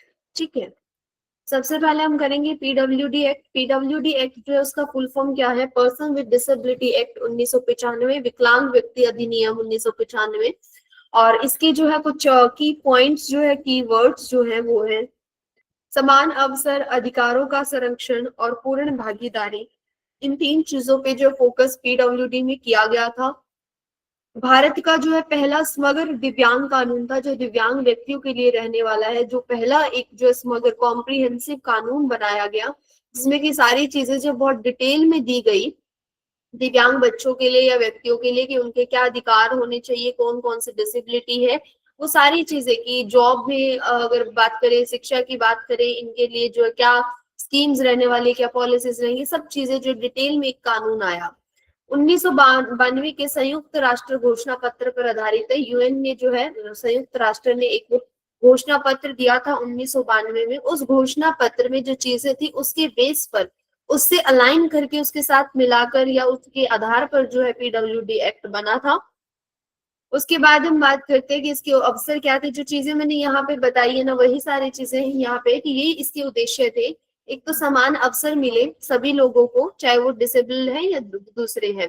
तो यहाँ पे बात सिर्फ डिसेबिलिटी की थी कि फोकस किया गया था कि पर्सन विद डिसेबिलिटी जो है, दिव्यांग व्यक्ति जो है, उनको समान अवसर मिले बाकी सबके बराबर, समाज में पूर्ण भागीदारी मिले, अधिकारों के संरक्षण हो, कि इनके भी जो अधिकार है, जो हमें कॉन्स्टिट्यूशन जो अधिकार देता है ना सामान्य व्यक्ति को, वही अधिकार जो पीडब्ल्यूडी को भी मिलना चाहिए, और इनके जो भी अधिकार है उनका संरक्षण हो, उनकी प्रोटेक्शन की जाए, और पुनर्वास की जिस जो पिछड़े हुए लोग हैं उनकी जो डिसेबिलिटी है, जो दिव्यांगता है, जो उनकी योग्यता कम है या जिस जो भी कमी है उस योग्यता में, उस योग्यता को पूरा किया जाए और उनको पुनर्वास किया जाए, यानी जो मुख्य धारा है उसमें जोड़ा जाए। ठीक है, और पीडब्ल्यूडी में 7 डिसेबिलिटी थी, ऑलरेडी हम पढ़ चुके हैं कि कौन से 7 डिसेबिलिटी थी। पहले ब्लाइंडनेस, अंधता, कम दृष्टि, कुष्ठ रोग मुक्त, श्रवण बाधित, गतिशीलता बाधित, मानसिक मंदता और मानसिक रोग, ये 7 डिसेबिलिटी थी। और उसके बाद जो पीडब्ल्यूडी आया था उसमें 21 कर दी गई थी, 14 डिसेबिलिटी और जोड़ दी गई थी। ठीक है, इसके जो मुख्य प्रावधान थे वो पहला था शिक्षा में कि 18 साल तक जो शिक्षा मुफ्त कर दी गई, कि मुफ्त शिक्षा दी जाएगी। विद्यालयों में आरक्षण किया गया कि जो स्कूल्स हैं उनमें रिजर्वेशन दिया गया इन बच्चों के लिए, कि इन बच्चों को जो 5% रिजर्वेशन था एजुकेशन में। ठीक है, यहाँ पे मेंशन नहीं है आई गेस। ठीक है, तो यहाँ पे 5% एजुकेशन में इनको रिजर्वेशन दिया गया कि जितने भी कोर्सेज है उसमें 5% जो सीटें हैं वो रिजर्व रहेंगी इन लोगों के लिए। रोजगार की अगर बात करें तो 3% जो है रिजर्वेशन आरक्षण दिया गया नौकरियों में, और योग्य पदों की पहचान की गई कि कुछ पद ऐसे हैं जो डिसेबिलिटी के नाम पे दिए जाएंगे कि इस पद पे जो ये डिसेबिलिटी का व्यक्ति काम कर सकता है। तो जो रिजर्वेशन है, अब ये नहीं है ना कि 3% जॉब है। मान लीजिए कि कोई जॉब आई, 10 जॉब निकली और उसमें से 3 जॉब जो रिजर्व्ड तो है, लेकिन वो जॉब ऐसी है कि उसपे जो ब्लाइंड व्यक्ति है, जो कम दृष्टि वाला है या अंधापन है किसी को, वो काम नहीं कर सकता, लेकिन उस पर बाकी डिसेबिलिटी का व्यक्ति, जैसे कोई हियरिंग इम्पेयरमेंट है, श्रवण बाधित है, वो काम कर सकता है।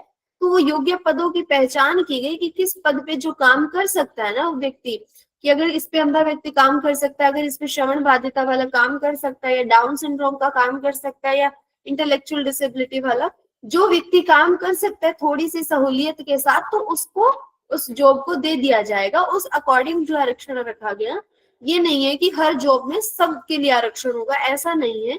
अब भी जब भी कोई जॉब आती है ना, तो उसमें जॉब में ये भी लिखा होता है कि कितनी सीटें जो है रिजर्व्ड है पीडब्ल्यूडीज के लिए, और उस सीट में भी किस डिसेबिलिटी के लिए रिजर्व्ड है, वो ये भी आता है उसमें। ठीक है। रोकथाम और 10 क्या प्रारंभिक। लिखा है मैम? 10 क्या लिखा है? ये जी 10 क्या लिखा है आपने? सर, ये एग्जाम्पल दिया था कि मान लीजिए कोई 10 वैकेंसी आई है और उसमें से 3 वैकेंसी जो है वो रिजर्व्ड हो गई। परसेंट मैम 100 में होगा ना? 100, 3 out of 100। Oh sorry sir. चलिए, जो हमें 3 वैकेंसी का सिर्फ हम एग्जाम्पल दे रहे थे, ठीक है सर, उसके लिए था ये। ठीक है, सॉरी सर। चलिए नेक्स्ट है रोकथाम और प्रारंभिक पहचान, कि जो बच्चों में अगर कोई डिसेबिलिटी है, कोई दिव्यांगता है, तो उसकी शीघ्र पहचान की जाए और उसकी रोकथाम के लिए जो भी उपयुक्त कदम है वो उठाए जाएं। ठीक है। उसके बाद सामाजिक सुरक्षा की आर्थिक सहायता दिए जाए, वेतन भत्ते जो है इनको दिए जाएं। तो जो डिसेबल्ड है उनको वेतन भत्ता मिलता है। जो राज्य हैं, अलग अलग राज्यों के अकॉर्डिंग भी इनके वेतन भत्ते जो है अलग है। हर राज्य सरकार ने अलग डिसाइड किया है, कहीं 3,000 मिल रहा है, 4,000 मिल रहा है। और डिसेबिलिटी के बेस पे भी है कि कितने % डिसेबिलिटी है उसके बेस पे भी है। ठीक है। बैरियर क्या है कि एक तो जो बाधा रहित वातावरण हो, कि चलने फिरने में या कहीं पे भी इनको कोई बाधा नहीं आनी चाहिए। रैंप बनाए जाए ताकि जो व्हील चेयर वाले हैं वो भी चल सके, और जो है ब्रेल संकेत होने चाहिए हर जगह, श्रव्य संकेत भी होने चाहिए। जो सुन नहीं सकते वो देखकर सीख ले, जो है समझ सके, और जो देख तो नहीं सकते वो टच करके फील करके जो है चीजें समझ सके। और जो अपनी डेली रूटीन की लाइफ है वो उसको नॉर्मली रूप से, कि जैसे हम लोग ट्रैवल कर रहे हैं, हम लोग वॉक कर रहे हैं, हम चीजों पर पहुंच पाते, सेम वैसे ही वो बच्चे भी पहुंच पाए। तो इस तरह से जो वातावरण है आसपास का वो बाधा रहित होना चाहिए, बाधा मुक्त होना चाहिए। उसके बाद जो अथॉरिटी किसको दी गई, प्राधिकरण जो है क्या रहा, कि केंद्रीय और राज्य समन्वय की जो समितियां रही, कि कुछ समितियां जो है केंद्र स्तर पर काम करेगी, कुछ राज्य स्तर पे काम करेंगी, और उनके बीच में जो कोऑर्डिनेशन रहेगा कि दोनों तालमेल करके जो है काम को करवाएंगे। जैसे कि हमने वेतन भत्ते की बात की कि अलग अलग राज्यों में राज्य सरकार ने वेतन भत्ता डिसाइड किया हुआ है कुछ, तो इसमें क्या है कि हर जो मान लीजिए कि कोई वेतन भत्ता आता है या कोई स्कीम आती है ना, तो उसमें कुछ % रहता है कि कितना % फंड गवर्नमेंट, सेंट्रल गवर्नमेंट केंद्र सरकार से आ रहा है, कितना राज्य सरकार से आ रहा है। तो उस बेस पे है कि जो ये कानून बना, इसमें जो प्रावधान दिए गए हैं उन प्रावधान को लागू करने के लिए केंद्र सरकार और राज्य सरकार जो मिलकर काम करेगी। ठीक है। फिर इसके जो है कुछ सीमाएं थी कि एक तो 7 ही डिसेबिलिटीज की श्रेणियां दी गई, लेकिन जो इसकी वजह से क्या हुआ, काफी जो श्रेणियां थी अब भी आइडेंटिफाई हो रही थी, और वो जो है श्रेणियां डिसेबिलिटी में आ नहीं रही थी, लेकिन डिसेबिलिटी है, उनको प्रॉब्लम है, लेकिन वो डिसेबिलिटी में काउंट नहीं की गई। फिर जो है ये जो था, एक तो वेलफेयर बेस्ड था कि हम कहते हैं ना कि सुधार, समाज सुधारक, उस एक मान लिया कि हमने चैरिटी बेस मान लिया कि हम जो है एक किसी का भला कर रहे हैं, दीन बंधु भला वाली बात थी कि उसके बेस पे था, ये अधिकारों पे आधारित नहीं था। लेकिन जो आरपीडब्ल्यूडी आया, आरपीडब्ल्यूडी ने क्या कहा कि हम किसी पे दया भाव नहीं कर रहे हैं। पीडब्ल्यूडी जो है, पर्सन विद डिसेबिलिटी जो है, वो हमारे ही देश के नागरिक हैं, और उनका भी उतना ही अधिकार है जितना सामान्य व्यक्तियों का है। तो जो फिर आरपीडब्ल्यूडी एक्ट आया, उसका नाम ही ये रखा गया, rights of person with disability, कि जो पर्सन विद डिसेबिलिटी है उनके अधिकार है ये। हम कोई कानून अगर बना रहे हैं, हम उनपे कोई दया भाव नहीं दिखा रहे हैं, कोई हम वेलफेयर का काम नहीं कर रहे हैं उनके लिए, उनके अधिकार है ये, और उनके अधिकारों को ही मान्यता दी जाए। जो इसका क्रियान्वयन था 1995 की एक्ट का, वो कमजोर रहा, उतने अच्छे से इस पे कार्य भी नहीं हो पाया, बहुत सारी चीजें जो रखी गई अचीव नहीं की पाई। और जो यूएनसीपीआरडी था 2006 का, उससे थोड़ा सा असंगत था, इससे के साथ जो अलाइन नहीं हो पा रहा था, ये मैच नहीं हो पा रहा कि इससे थोड़ा अलग हटके चीजें थी कुछ इसमें। फिर जो है हमारा आरपीडब्ल्यूडी जो एक्ट बना है वो क्या है वो अलाइंड है इस यूएनसीआरपीडी जो है ना, ये जो इसका यूनाइटेड नेशन जो है convention for rights for person with disability वाला, तो इनके लिए जो इसका एक आया कानून, इसके साथ आरपीडब्ल्यूडी को अलाइन किया गया है, इसके साथ जो है इससे मिलता जुलता, या ये कह सकते हैं कि इससे जो चीजें हैं वो ली गई है उसमें, ठीक है। इसके बाद हम चलते हैं आरपीडब्ल्यूडी एक्ट 2016 पे, कि दिव्यांग व्यक्तियों के अधिकार अधिनियम, दिव्यांग व्यक्तियों का अधिकार अधिनियम जो 2016 में आया, 19 अप्रैल 2017 से ये लागू हो गया। यूएनसीआरपीडी जो है उसके अनुरूप बनाया गया है ये यूएनसीआरपी जो है, यूएन का मतलब है संयुक्त राज्य, संयुक्त राज्य ने जो दिया, उनका जो कन्वेंशन है संयुक्त राज्य का, उसी के साथ जो है संयुक्त राष्ट्र या राज्य भी कह सकते हैं, इनका जो कन्वेंशन दिया संयुक्त राष्ट्र ने, उसके साथ जो है उसके अनुरूप ये एक्ट बनाया गया। गरिमा और अधिकारों की रक्षा करता है, समावेशन को बढ़ावा देता है, मजबूत जवाबदेही है, कि अकाउंटेबिलिटी लेता है, रिस्पॉन्सिबिलिटी लेता है कि अगर किसी व्यक्ति का, मान लो कोई डिसेबल्ड है, 40%, 40% से ज्यादा उसकी दिव्यांगता है, और उसको अगर कहीं पर भी उसके अधिकारों का उल्लंघन होता है, तो आरपीडब्ल्यूडी इंश्योर करता है कि अगर कहीं किसी दिव्यांग व्यक्ति के अधिकारों का उल्लंघन होता है तो उसको जुर्माना और जो है जेल, दोनों का ही प्रावधान है। और ऐसा नहीं है कि हमने तो बना दिया है, अब उसका जो है उसको फॉलो किया जा रहा है या नहीं किया जा रहा, उसकी जिम्मेदारी नहीं है, ऐसा नहीं है। आरपीडब्ल्यूडी उसकी जिम्मेदारी लेता है कि ये फॉलो होगा, और अगर कहीं आपके इन अधिकारों का उल्लंघन होता है तो हमारी जवाबदेही है, ठीक है। फिर जो है 21 डिसेबिलिटी कर दी गई, 7 पुरानी थी और 14 नई डिसेबिलिटीज ऐड कर दी गई।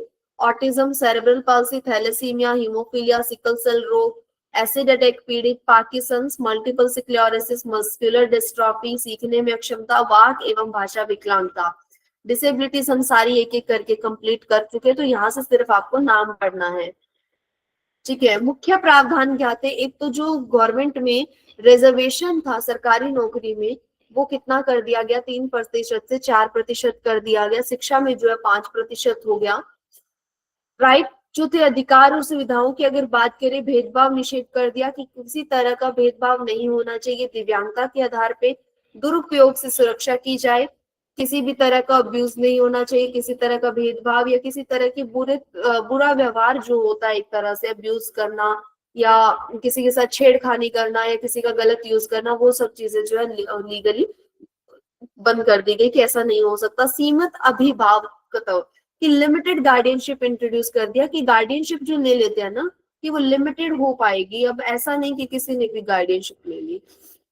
एजुकेशन, समावेशी शिक्षा पे बल दिया गया। रीजनेबल, उपयुक्त अनुकूलन, कि जितना जरूरत है आवश्यकता के अनुसार जो है अनुकूलन दिया जाए।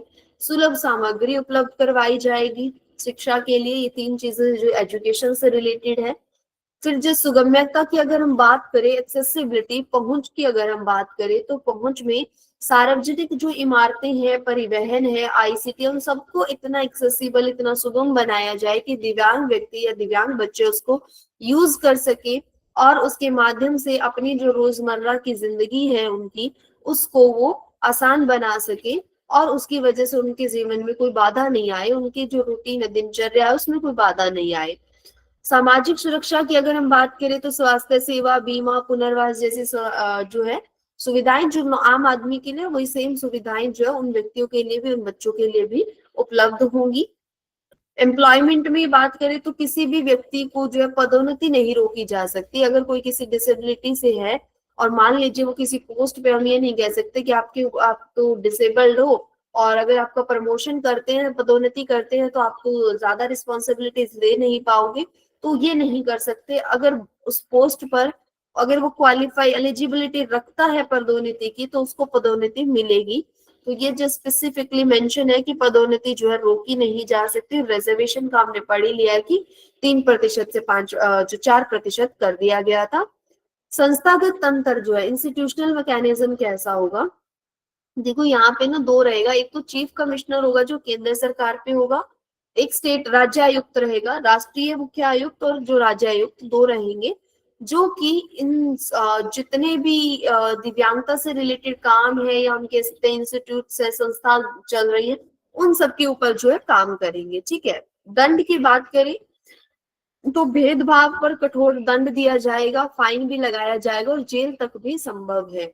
वो डिपेंड करता है कि क्या क्राइम क्या किया है, दंड किस चीज के लिए मिल रहा है, उसके बेस पे है कि भेदभाव पे भी कठोर दंड है और अन्य तरह का किसी भी तरह का अगर जो है इनके साथ दुर्व्यवहार होता है, किसी तरह से जो इनके साथ अब्यूज होता है, हरासमेंट होता है अगर कोई भी, तो जुर्माना और जेल जल दोनों चीजें संभव है। ठीक है, अब हम एक जो है क्विक रिवीजन ले लेते हैं दोनों की। जो अप्रोच है दृष्टिकोण की अगर बात करें तो पीडब्ल्यूडी एक्ट में क्या दृष्टिकोण था, कल्याण का, वेलफेयर बेस्ड, की एक दया भाव वाला जो है दृष्टिकोण अपनाया गया। लेकिन आरपीडब्ल्यूडी एक्ट में क्या कहा कि अधिकार है ये उनका, हम कोई कल्याण काम नहीं कर रहे हैं, कोई वेलफेयर व काम नहीं कर रहे हैं, ये उनका अधिकार है क्योंकि वो भी आम नागरिक है जिस तरह से हम सब हैं। विकलांगताएं जो है पीडब्ल्यूडी में 7 विकलांगताएं जो ऐड की गई थी डिसेबिलिटीज, लेकिन जो आरपीडब्ल्यूडी उसमें 21 हो गई, 14 और डिसेबिलिटीज ऐड कर दी गई। नौकरी में आरक्षण पीडब्ल्यूडी 3% देता था, आरपीडब्ल्यूडी ने 4% कर दिया। एजुकेशन जो थी उसमें लिमिटेड थी, लेकिन जो है ये आया आरपीडब्ल्यूडी ने, रिजर्वेशन तो था ही, उसमें भी रिजर्वेशन था लेकिन इसमें मेंशन नहीं था कि कितना परसेंट है, उसमें ये था कि एजुकेशन दी जाएगी, सब बच्चों को एडमिशन दिया जाएगा और इनके लिए सीटें भी आरक्षित रखी जाएं कि इन बच्चों को स्कूल में एडमिशन मिलेगा। लेकिन आरपीडब्ल्यूडी ने एक तो ये कह दिया कि मुख्य धारा समावेशी कक्षा होगी, एक ही कक्षा में बच्चे पढ़ेंगे सब। दूसरा जो 5% रिजर्वेशन भी दे दिया। सुगम्यता इसमें बेसिक थी कि कोई बाधा नहीं आनी चाहिए, लेकिन यहाँ पे स्ट्रॉन्ग और टाइम बाउंड कर दिया कि जल्द से जल्द जो सारी चीजें सही की जाए। और आज जो बड़ी बड़ी सिटीज है, जितने भी पब्लिक प्लेसेस है, वहां पर उनको जो है रैंप बना दिए गए। हर आप अगर देखोगे ना, कोई भी अगर पब्लिक स्कूल भी बन रहा है, कोई मॉल बन रहा है, कोई भी अगर बिल्डिंग बनती है पब्लिक, तो वहां पे उसका जो नक्शा पास करवाना पड़ता है ना, पहले तो उस नक्शे में रैंप होना बहुत कंपलसरी है। ये चीज बहुत मैटर करती है अब आज के टाइम में कि अगर आप कोई बिल्डिंग है और किसी अच्छी लोकेलिटी में अगर बनवा रहे हो, क्योंकि अच्छी लोकेलिटीज जहाँ होती है वहां एक हाउस भी बनवाने के लिए मैप बनवाना पड़ता है, मैप क्लियर होता है तब परमिशन बनती है कि अब आप जो है घर या कोई भी बिल्डिंग जो आप बना रहे हो उसका काम शुरू कर सकते हो। और जहां पे ऐसे रूल्स है वहां पर एक घर के अंदर, किसी भी बिल्डिंग के अंदर जो है रैंप होने बहुत जरूरी है। वो हाउस जो है, वो बिल्डिंग जो है, वो बाधा मुक्त जो होनी चाहिए, किसी भी तरह का बैरियर उसमें नहीं होना चाहिए, ये ध्यान रखा जाता है। पेनल्टीज जो है, दंड जो थे पीडब्ल्यूडी में वीक थे लेकिन आरपीडब्ल्यूडी में स्ट्रॉन्ग कर दिए गए। और पीडब्ल्यूडी जो था यूएनसीआरपीडी जो था उसके साथ अलाइंड नहीं था, लेकिन ये जो पीडब्ल्यूडी एक्ट जो है ये फुली अलाइंड है, उसके अनुरूप है पूरे रूप से। ठीक है, एक छोटी सी क्विक रिवीजन। मेन जो चीजें है कि पीडब्ल्यूडी में 7 श्रेणियां थी, 3% आरक्षण था जॉब के लिए और कल्याण आधारित था, ये याद रखना, कल्याण आधारित था। और जो है ये आया आरपीडब्ल्यूडी, ये जो है अधिकार पे आधारित है। 21 डिसेबिलिटी, 4% रिजर्वेशन जॉब के लिए और अधिकारों पे आधारित है। और स्ट्रॉन्ग जो है, जो एक क्रियान्वयन है ना कि किस तरह से लागू किया जाए, उसमें स्ट्रॉन्ग है, काफी मजबूत क्रियान्वयन है इसका कि लागू भी हो रहा है। ठीक है, ये आज के हमारे 2 एक्ट थे। अब हम चलते हैं इन्हीं 2 एक्ट से रिलेटेड क्वेश्चन आंसर पे। ठीक है, मैं भी आपकी जो क्लास ज्वाइन कर लेती हूँ एक बार दूसरा फोन से भी, ताकि मैं आपके एमसीक्यूज के जो ऑप्शन आप दोगे वो देख पाऊं।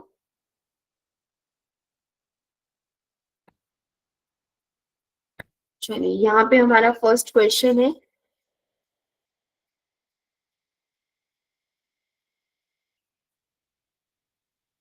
पीडब्ल्यूडी अधिनियम किस वर्ष लागू किया गया?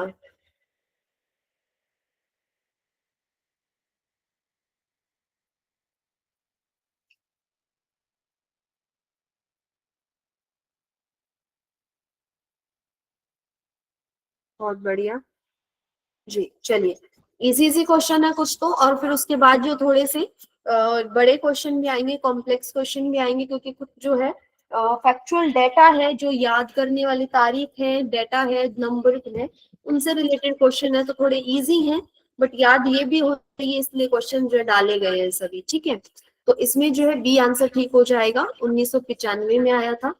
दूसरा क्वेश्चन है, आरपीडब्ल्यूडी अधिनियम किस वर्ष पारित हुआ था? अगर किसी ने क्लास में कोई डाउट अगर रह गया होगा वो यहाँ से क्लियर हो जाएगा।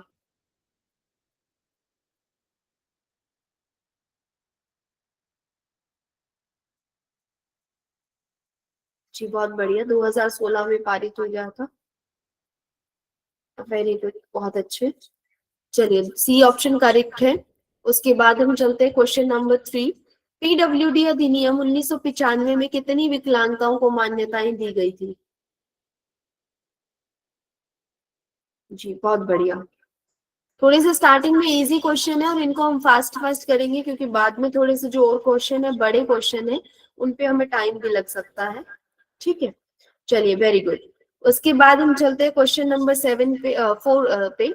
आरपीडब्ल्यूडी अधिनियम 2016 में कितनी विकलांगताओं को मान्यता दी गई? जी बहुत बढ़िया, 7, 10, 14, 21। तो आंसर जो आ रहा है सबका वो आ रहा है 21। वेरी गुड, डी ऑप्शन जो है करेक्ट आंसर है। उसके बाद है राष्ट्रीय स्तर पर आरपीडब्ल्यूडी अधिनियम के कार्यान्वयन की निगरानी कौन करता है? चलिए सोच समझ के अच्छे से पढ़ के आंसर दीजिएगा। राष्ट्रीय स्तर पर आरपीडब्ल्यूडी अधिनियम के कार्यान्वयन की निगरानी कौन करता है?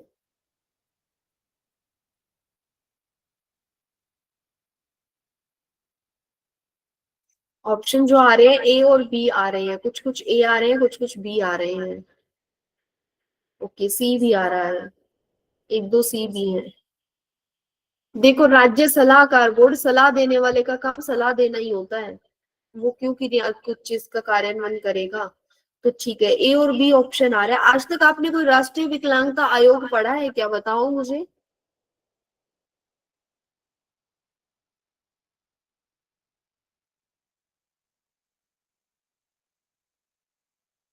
सुशील शर्मा जी, आप अपना नेटवर्क चेक कीजिए, स्क्रीन शो हो रही है सबको। जो ए आंसर दे रहे हैं वो गलत है क्योंकि राष्ट्रीय विकलांगता आयोग तो हमने पढ़ा ही नहीं है। अभी तो मैंने बताया था चीफ कमिश्नर, मुख्य विकलांग आयुक्त होता है। फिर आप गलत कर रहे हो, अभी मैंने बताया था, हमने पढ़ा भी है ये तो। मुख्य विकलांग आयुक्त होता है राज्य स्तर पर भी और जो है केंद्र स्तर पर। एक बार फिर से दिखा दूं क्या, एक सेकंड देना। ये देखो, राष्ट्रीय मुख्य आयुक्त और राज्य मुख्य आयुक्त हमने पढ़ा है कौन होता है, कौन निगरानी करता है। तो हमारा जो ऑप्शन होगा बी करेक्ट हो जाएगा, याद रखना। राष्ट्रीय विकलांगता आयोग जैसा मैंने कोई आयोग पढ़ा नहीं है अभी तक।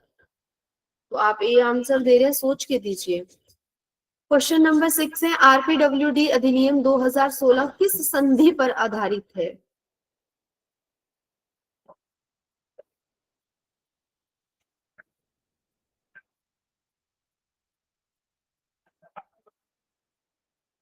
बहुत बढ़िया, सबका ऑप्शन जो है बी आया है और बी ऑप्शन ही जो है करेक्ट आंसर है।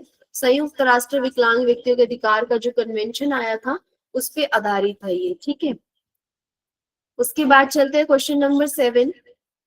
पीडब्ल्यूडी अधिनियम 1995 के अनुसार नौकरियों में आरक्षण कितना था? जी बहुत बढ़िया, सबका आंसर करेक्ट है, 3% था। Very good, C option correct answer है। अब हम चलते हैं क्वेश्चन नंबर 8 पे। आरपीडब्ल्यूडी अधिनियम 2016 के अनुसार नौकरियों में आरक्षण कितना है?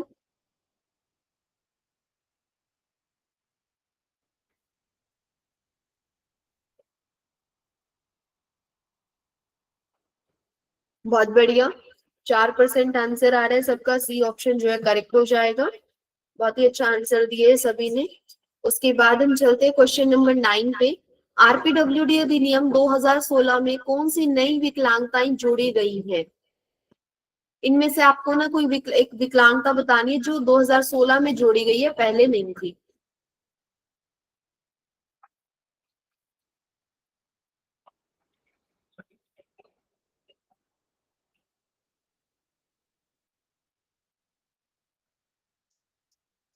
ऑप्शन मोस्ट ऑफ लोगों के सही आ रहे हैं लेकिन कुछ लोग ऐसे हैं जो डी तक जाने की दिक्कत ही नहीं कर रहे हैं, डी ऑप्शन पढ़ा ही नहीं है, वो ऑटिज्म आंसर दे रहे हैं। जब ऑटिज्म और सिकल सेल आपको दो एक साथ मिल गए तो आपको पता लग जाना चाहिए कि शायद तीसरा भी देखने की जरूरत है अब तो हमें। तो डी ऑप्शन करेक्ट है, ये याद कर लीजिएगा। मैं फिर से बता रही हूँ, अगर आप सारी नहीं याद कर सकते 21 तो आप सिर्फ 7 याद कर लीजिए, उसके अलावा जो है वो बाद में जोड़ी गई है क्योंकि यहाँ से क्वेश्चन श्योरली बनता है। उसके बाद जो है क्वेश्चन नंबर 10, विकलांगता प्रमाण पत्र कौन जारी करता है?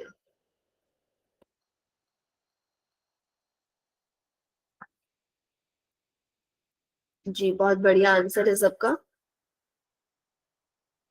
सरकारी अधिसूचित चिकित्सीय प्राधिकरण जो होता है वो विकलांगता का प्रमाण पत्र जारी करता है। Very good, C option correct है। उसके बाद हम चलते हैं 11 नंबर क्वेश्चन पे। आरपीडब्ल्यूडी अधिनियम किस प्रकार की शिक्षा को बढ़ावा देता है?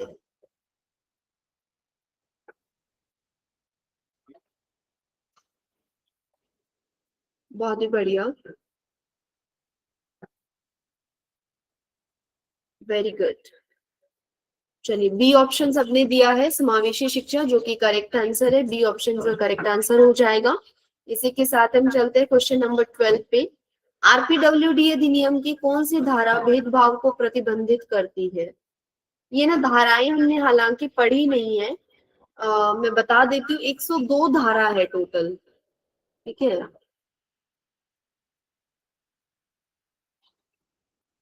तो आप यहाँ से थोड़ा जो है अंदाजा लगा सकते हैं अभी के लिए। कोई अगर पढ़ सकता है 102 धाराएं तो आप जो आरपीडब्ल्यूडी एक्ट डाउनलोड करके पढ़ लीजिएगा। अदरवाइज जो है धारा अगर नहीं याद करेंगे, अगर आएगा भी तो क्वेश्चन देखो एक आएगा, उसके लिए मैं नहीं मानती कि आप 102 धारा में कंफ्यूज हो जाओ, इसलिए। बट फिर भी पेपर में कई बार पूछा जा सकता है, इसलिए मैंने 1-2 क्वेश्चन ऐड कर दिए हैं।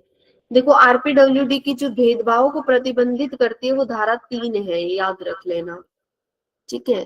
धारा 3 जी, अध्याय 14 है। बहुत सही बताया है सर ने। ये अध्याय जो चैप्टर जो है 14 और जो धाराएं है 102 है, ठीक है। बी ऑप्शन करेक्ट हो जाएगा। भेदभाव को जो है धारा 3 प्रतिबंधित करती है, ठीक है। बेंचमार्क विकलांगता किसे कहते हैं बताइए?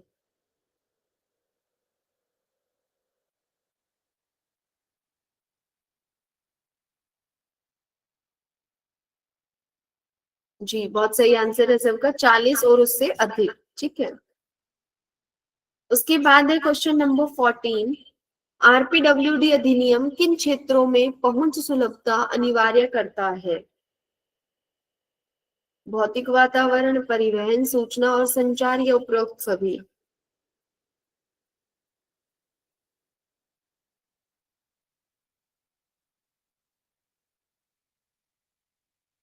जी बहुत बढ़िया आंसर आया सबका, all of the above. Easy question था, ठीक है। भौतिक वातावरण, परिवहन और सूचना और संचार सभी तरह की पहुंच सुलभता जो है अनिवार्य करता है। आरपीडब्ल्यूडी अधिनियम के तहत मुफ्त शिक्षा किस आयु तक है? चलिए आंसर कीजिए। वेरी गुड, बहुत बढ़िया। अरे भाई ये सी कौन आंसर कर रहे हैं? सी वाले एक बार फिर से क्वेश्चन पढ़े और ऑप्शन पढ़े फिर बताना। 2 से 3 लोगों ने सी लिखा है, बाकी सबका तो बी आ रहा है जी। 6 से 18 वर्ष तक जो शिक्षा है वो मुफ्त की गई है दिव्यांग बच्चों के लिए, ठीक है। उसके बाद हम चलते हैं क्वेश्चन नंबर 16। पीडब्ल्यूडी अधिनियम 1995 मुख्य रूप से किस पर केंद्रित था?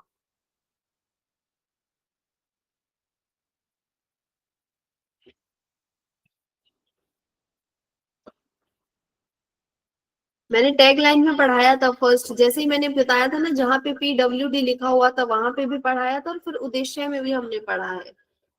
जी बहुत अच्छा आंसर दिया है सबने। समान अवसर और संरक्षण पे आधारित था पीडब्ल्यूडी अधिनियम, ठीक है। तो सी ऑप्शन करेक्ट हो जाएगा। बहुत अच्छा आंसर दिया है सभी ने। उसके बाद हम चल रहे हैं क्वेश्चन नंबर 17। आरपीडब्ल्यूडी अधिनियम 2016 किस पर जोर देता है? दान आधारित मॉडल, अधिकार आधारित मॉडल, चिकित्सीय मॉडल, सरकारी नियंत्रण मॉडल?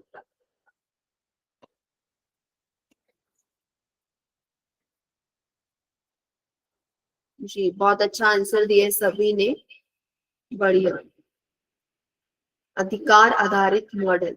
एक चीज मैं बता दूं, प्लीज सभी ना एक ही बार आंसर लिखा करो। अगर आपका गलती से रॉन्ग हो जाए और आपको लगे कि दूसरा लिखना है तब आप दूसरा लिखा करो, क्योंकि जब तक ऑप्शन चलते रहते हैं ना, मुझे पता नहीं लगता कि बार बार आप लिख रहे हो, एक ही बार लिख रहे हो। मैं कोशिश करती हूँ कि एक बार सब आंसर दे दें, फिर मैं नेक्स्ट की तरफ मूव करूँ। अगर आप ऐसे लिखते ही जाओगे तो फिर हम मूव नहीं कर पाएंगे जल्दी, ठीक है। सब एक ही बार लिखें। अगर आपको लगता है कि आपने गलती से दूसरा लिख दिया तो आप दोबारा लिख दे, कोई बात नहीं, ठीक है। तो यहाँ पे सबका ऑप्शन आया है बी, अधिकार आधारित मॉडल, और बी ऑप्शन ही जो है करेक्ट आंसर है।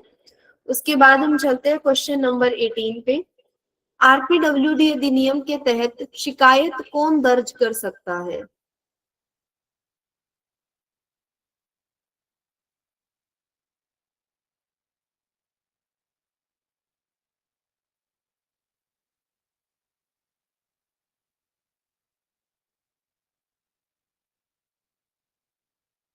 जी बहुत बढ़िया, सबने आंसर सही दिया है।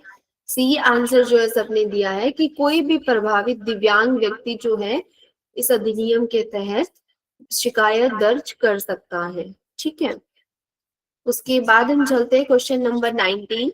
आरपीडब्ल्यूडी अधिनियम के अनुसार किन इमारतों में पहुंच सुलभता अनिवार्य है?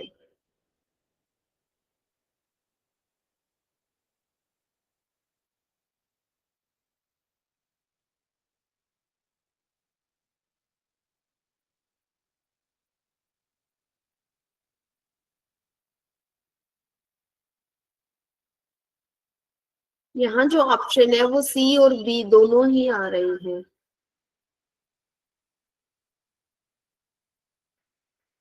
पीपीटी शो नहीं हो रहा है हनुमत दयाल जी को। सर आप एक बार नेटवर्क चेक कर लीजिए अपना। पीपीटी शो हो रहा है बाकी सबको। देखिए सरकारी इमारतें और सार्वजनिक इमारतें मतलब क्या होता है पता है इनका? सरकारी तो वो हो गई, सिर्फ गवर्नमेंट है जो, ठीक है।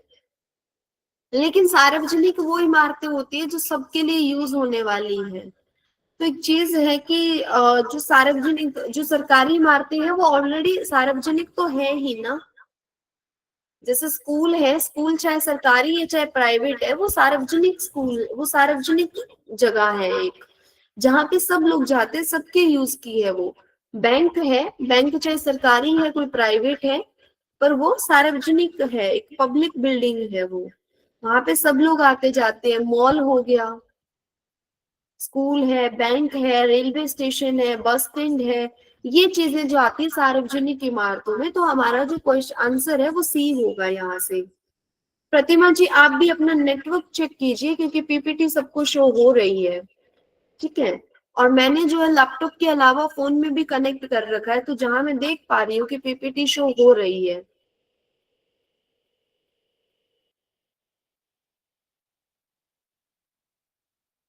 जी कोई दिक्कत नहीं है, जिनको पीपीटी शो नहीं हो रही वो ध्यान से सुन लीजिए। नेटवर्क प्रॉब्लम है, 2 मिनट बाद शो हो जाएगी, यही कर सकते हैं। या फिर जो है आप फिर से लीव करके कनेक्ट कर लीजिए। Government, private and public. Private तो वो हो गई जो अपनी है, अपनी निजी इमारत है, जैसे हमारा घर है। अगर कोई हमारा खुद का फार्म हाउस है, हमारा खुद का कोई विला है, वो बिल्डिंग प्राइवेट है। मेरा ऑफिस है खुद का, कि मान लो मेरा कोई बिजनेस चलता है और हमारा ऑफिस है, या मेरे कोई कोचिंग सेंटर चलता है, वो निजी है, ठीक है, वो पब्लिक नहीं है। बट हम कोचिंग सेंटर को भी उसी को, सर मैंने रेलवे स्टेशन बता दिया, तो रेलवे स्टेशन में ट्रेन बसेस ट्रेन भी आ गई, और बस स्टैंड बताया तो हमने, बसेस वगैरह सब आ गई। तो ये जो है सार्वजनिक इमारतें हैं, और सार्वजनिक जो है परिवहन के साधन जो है वो है, वो चीजें जो है पहुंच सुलभता अनिवार्य वहां पे जरूरी है, ठीक है। सी ऑप्शन करेक्ट हो जाएगा। इसी के साथ हम चलते हैं क्वेश्चन नंबर 20 पे। आरपीडब्ल्यूडी अधिनियम के तहत भेदभाव के लिए क्या दंड है?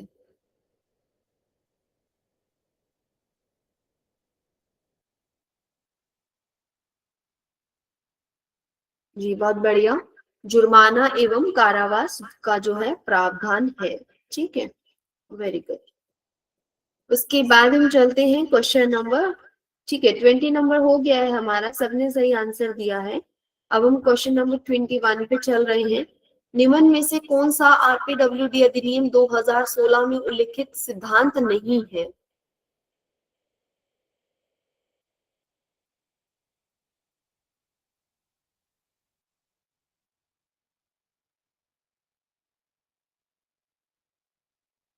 जी बहुत बढ़िया, सबका ऑप्शन करेक्ट आ रहा है ऑलमोस्ट।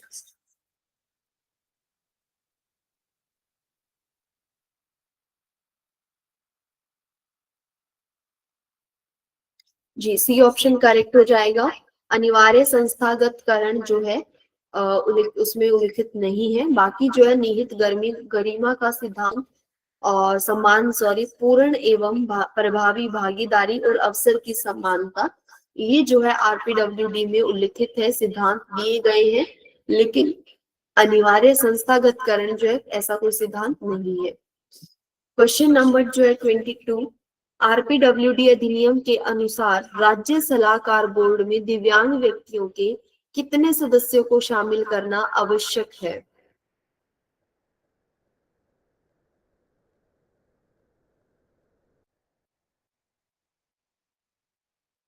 चलिए, किसी ने पढ़ा है तो बता दीजिए, अगर नहीं पढ़ा तो आप तुक्का लगा दीजिए, कोई बात नहीं है, मैं सही करवा दूंगी। सी ऑप्शन इतने ज्यादा आ रहे हैं जैसे मुझे लग रहा है कि कहीं मैंने तो गलत आंसर नहीं लिख लिया है। नहीं, सी करेक्ट नहीं है, सी इज नॉट करेक्ट आंसर। जी चलिए मैं बता देती हूँ, ए करेक्ट आंसर है। जो कि राज्य सलाहकार बोर्ड है उसमें कम से कम जो है 10 लोग जो है दिव्यांग होने चाहिए। जो पर्सन विद डिसेबिलिटी है कम से कम 10 लोगों को आरक्षण उनमें सीटें जो उन सदस्यों को शामिल करना जरूरी है। ठीक है, और वो जो है एक तो जेंडर बेस पे भी डिवाइड है कि उसमें से जो है 5 जो है कम से कम 5 जो है वुमेन भी होनी चाहिए, ये भी है उसमें से। और 1% जो है एससी कास्ट का होना चाहिए और 1% जो है एसटी शेड्यूल ट्राइब का भी होना चाहिए। ये ऐसे जो है सीट जो है रिजर्व्ड है। ठीक है, अच्छा अगर मान लो आपसे ये पूछ लिया जाए कि क्या उसमें 6 वुमेन हो सकती हैं, तो आंसर हाँ होगा या ना होगा, बताओ, यस और नो।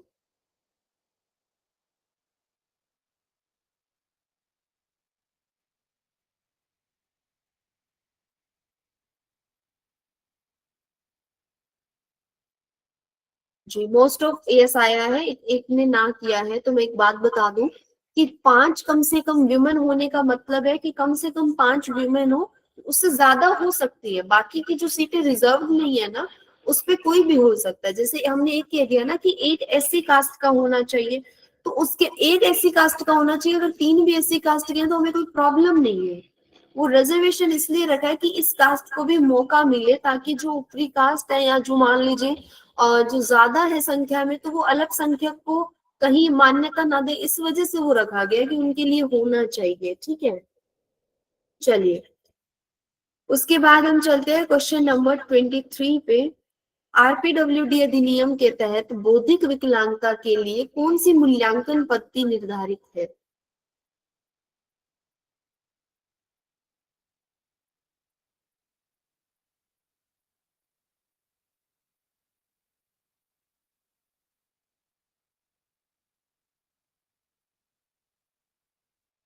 जी बहुत बढ़िया आंसर है, बी आंसर जो सबने दिया है कि आईक्यू आधारित मूल्यांकन जो है किया जाएगा। वेरी गुड, बहुत सही आंसर है सबका। इसी के साथ हम चलते हैं क्वेश्चन नंबर 24 पे। आरपीडब्ल्यूडी अधिनियम विकलांगताओं को किन मुख्य श्रेणियों में वर्गीकृत करता है?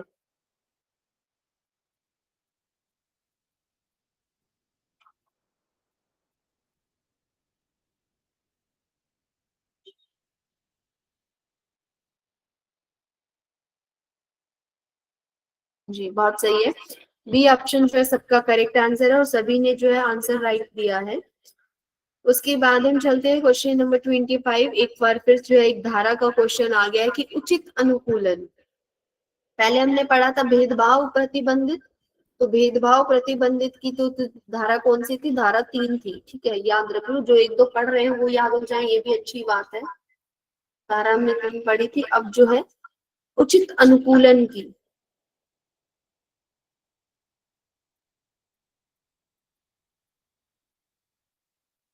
वेरी गुड, बहुत सही आंसर आए हैं कुछ लोगों के तो। जी बहुत बढ़िया। धारा 2 वाई जो है या 2 य जो है वही है, ठीक है। ये किसकी है? उचित अनुकूलन के लिए है। वेरी गुड, बहुत अच्छा आंसर है। एक दो करके ऐसे अगर पढ़ोगे ना तो दो चार याद हो जाएंगे। जो मेन है ज्यादातर पूछी जाती है, 102 तो याद देखो मुश्किल हो जाती है करना। एक क्वेश्चन के पीछे जो है इतना कंफ्यूज मत होना कि एक नंबर के लिए 102 याद करने बैठो। जो आरपीडब्ल्यूडी अधिनियम के बारे में जो बाकी चीजें पढ़ी है वो भूल जाओ, ठीक है। तो आरपीडब्ल्यूडी का यहाँ जो अधिनियम है, बी ऑप्शन जो करेक्ट हो जाएगा। उसके बाद हम चलते हैं क्वेश्चन नंबर 26। दिव्यांग व्यक्तियों के अधिकारों के हनन की जांच कौन करता है?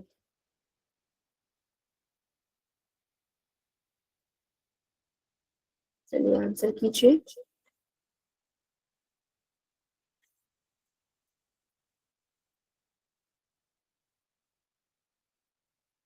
वेरी गुड, बहुत बढ़िया। बी ऑप्शन है, मुख्य दिव्यांग आयुक्त जो है वो इनके अधिकारों के हनन की जांच करता है। कहीं भी अगर कोई भेदभाव हुआ है, किसी के अधिकारों का उल्लंघन हुआ है, किसी के साथ कोई भेदभाव, कोई भी तरह की जो प्रॉब्लम हुई है अगर, और वो व्यक्ति शिकायत दर्ज करता है तो उसकी जो जांच है वो मुख्य दिव्यांग आयुक्त जो है करेगा, ठीक है। उसके बाद है क्वेश्चन नंबर 27। आरपीडब्ल्यूडी अधिनियम 2016 के तहत शैक्षणिक संस्थानों के लिए कौन सा नया दायित्व जोड़ा गया है? वर्धन कुमार जी, आप एक बार नेटवर्क चेक कीजिए, पीपीटी शो हो रही है। क्या तुक्का लगा रहे होगे सभी? कोई ए बी सी डी सब आंसर आ रहे हैं। सोच के आंसर दो। एक तो शैक्षणिक संस्थानों के लिए है कि स्कूल जो है वो क्या प्रोवाइड करेगा, ठीक है।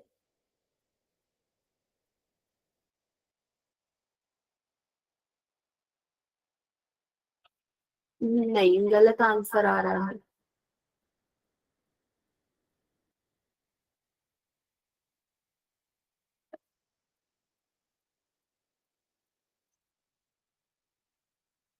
देखो यहाँ का जो ऑप्शन है वो बी करेक्ट होगा। स्क्राइब उपलब्ध करवाना, जो लिखता है ना हमारी तरफ से, तो वो जो है वो जो स्कूल होते हैं ना, जो इंस्टीट्यूशंस होते हैं वो प्रोवाइड करवाते हैं। बाकी जो चीजें मुफ्त यूनिफॉर्म, ठीक है, कोई गवर्नमेंट इंस्टीट्यूट है तो मिल जाएंगी, या फिर कोई वेलफेयर सोसाइटी की तरफ से है तो वहां पे भी मिल जाती है। प्राइवेट अगर है तो नहीं मिलेगा। मुफ्त छात्रावास जो रेजिडेंशियल स्कूल जो है वहां पे गवर्नमेंट अगर कोई है तो मिल जाएगा, प्राइवेट है तो नहीं मिलेगा। डेली मेडिकल चेकअप्स की भी बात अगर करें तो अगर कोई हॉस्टल फैसिलिटी वाला स्कूल है या कोई अच्छा स्कूल है, गवर्नमेंट है, तो डेली तो फिर भी नहीं मिलता, रेगुलर चेकअप फिर भी हम कह सकते हैं। तो मेन जो है, बाकी चीजें फिर भी स्कूल के टाइप पे डिपेंड करती है कि गवर्नमेंट है, किसी संस्था एनजीओ की तरफ से है या प्राइवेट है। लेकिन जो स्क्राइब है वो उपलब्ध जो है शैक्षिक जो संस्थान होता है, जो इंस्टीट्यूशन होता है वही करवाता है। क्योंकि अगर बच्चा लेकर आएगा किसी स्क्राइब को तो वो बच्चा जो है पढ़ा के तैयारी करवा के ना ले आए। इसलिए जो क्या होते हैं, जो दिव्यांग व्यक्ति होते हैं उन्हें एक फॉर्म भरना पड़ता है एजुकेशन इंस्टीट्यूट में एग्जाम से कुछ टाइम पहले, जिसके बेसिस पे वो स्कूल जो होता है या इंस्टीट्यूट जो भी है, कॉलेज है चाहे स्कूल है, वो उसको स्क्राइब उपलब्ध करवाता है, ठीक है। तो बी ऑप्शन यहाँ पे करेक्ट होगा। उसके बाद है क्वेश्चन नंबर 28।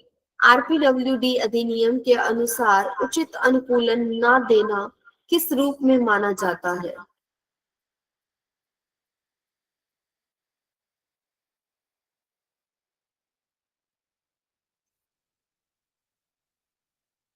जी, बहुत बढ़िया आंसर आ रहे हैं।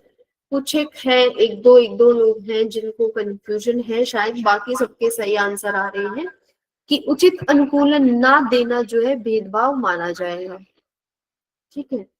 अगर किसी बच्चे को कोई सहूलियत चाहिए, या फिर जो है मान लो कि कोई बच्चा है वो बेंच पे नहीं बैठ पाता, वो व्हील चेयर पे आता है, और अगर आप व्हील चेयर को लगाने के लिए उसको क्लास में जगह नहीं दे रहे हो, तो वो लापरवाही या प्रशासनिक त्रुटि या संस्थागत नीति नहीं है, वो भेदभाव है कि उस बच्चे का जो सिटिंग अरेंजमेंट है, वो जिसपे कंफर्टेबली बैठ सकता है, वो चीज जो है आप नहीं दे रहे हो, इसलिए ये भेदभाव है, ठीक है। बी ऑप्शन जो है करेक्ट आंसर हो जाएगा। उसके बाद फिर से एक धारा का क्वेश्चन आ गया है। चलिए, स्थापना में समान अवसर की नीति अनिवार्य करने वाली धारा कौन सी है? ओके, ये ना कोई भी इंस्टीट्यूट एस्टेब्लिशमेंट आएगा कि जो स्थापना गलत आ गया, स्थापना यानी कोई भी एक इंस्टीट्यूट है ना, कोई भी अगर बिल्ड कोई बन रहा है तो वहां में समान अवसर नीति अनिवार्य करने वाली धारा कौन सी है?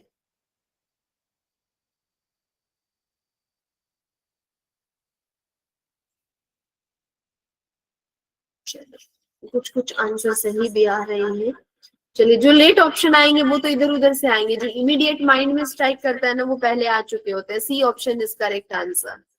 ठीक है, तो हमने 3 धाराएं आज पढ़ी है। सबसे पहले एक 2Y हमने पढ़ी थी, जो क्या थी, उचित अनुकूलन के लिए थी।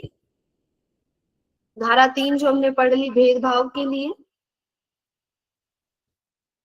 और धारा, सॉरी सॉरी सॉरी, सी नहीं है, सॉरी गलती से सी हो गया है, सी नहीं है।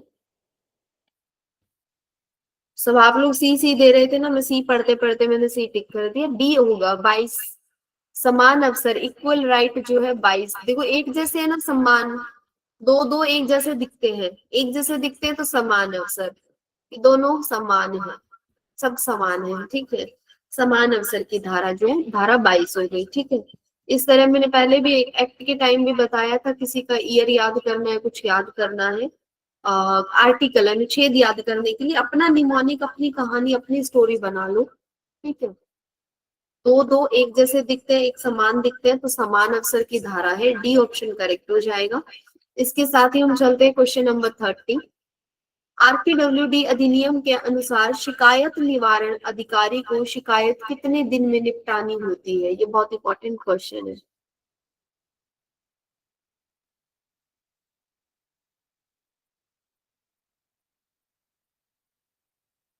अगर कोई तुक्का भी लगाए तो एक ही बार तुक्का लगाना, ताकि कम से कम ये तो अंदाजा लगा सको कि तुक्के कितने सही बैठ रहे हैं आपके। चलिए, तो जो आरपीडब्ल्यूडी अधिनियम है उसके अनुसार अगर शिकायत निवारण अधिकारी जो है उसको 30 दिन के अंदर जो शिकायत का निवारण करना होता है। सी वाले ऑप्शन जिसने भी दिए हैं वो सी वाला जो है सबका सही है, बाकी सबके जो है गलत है। ए ऑप्शन ऐसे दे रहे हैं 7 दिन में। आप, हम इंडिया में रहते हैं, इंडिया में 7 दिन में तो किस शिकायत पे गौर होती है कि अच्छा शिकायत भी आई है कोई, 7 दिन में कहाँ सॉल्व होगी? 1 महीने में भी हो जाए तो अच्छी बात है। तो जो 30 डेज है वो इसका करेक्ट आंसर है। ठीक है, चलिए, यहाँ तक हमारी स्लाइड थी, एमसीक्यूज थे। अब अगर किसी को कोई डाउट है तो हम वो डिस्कस कर लेते हैं।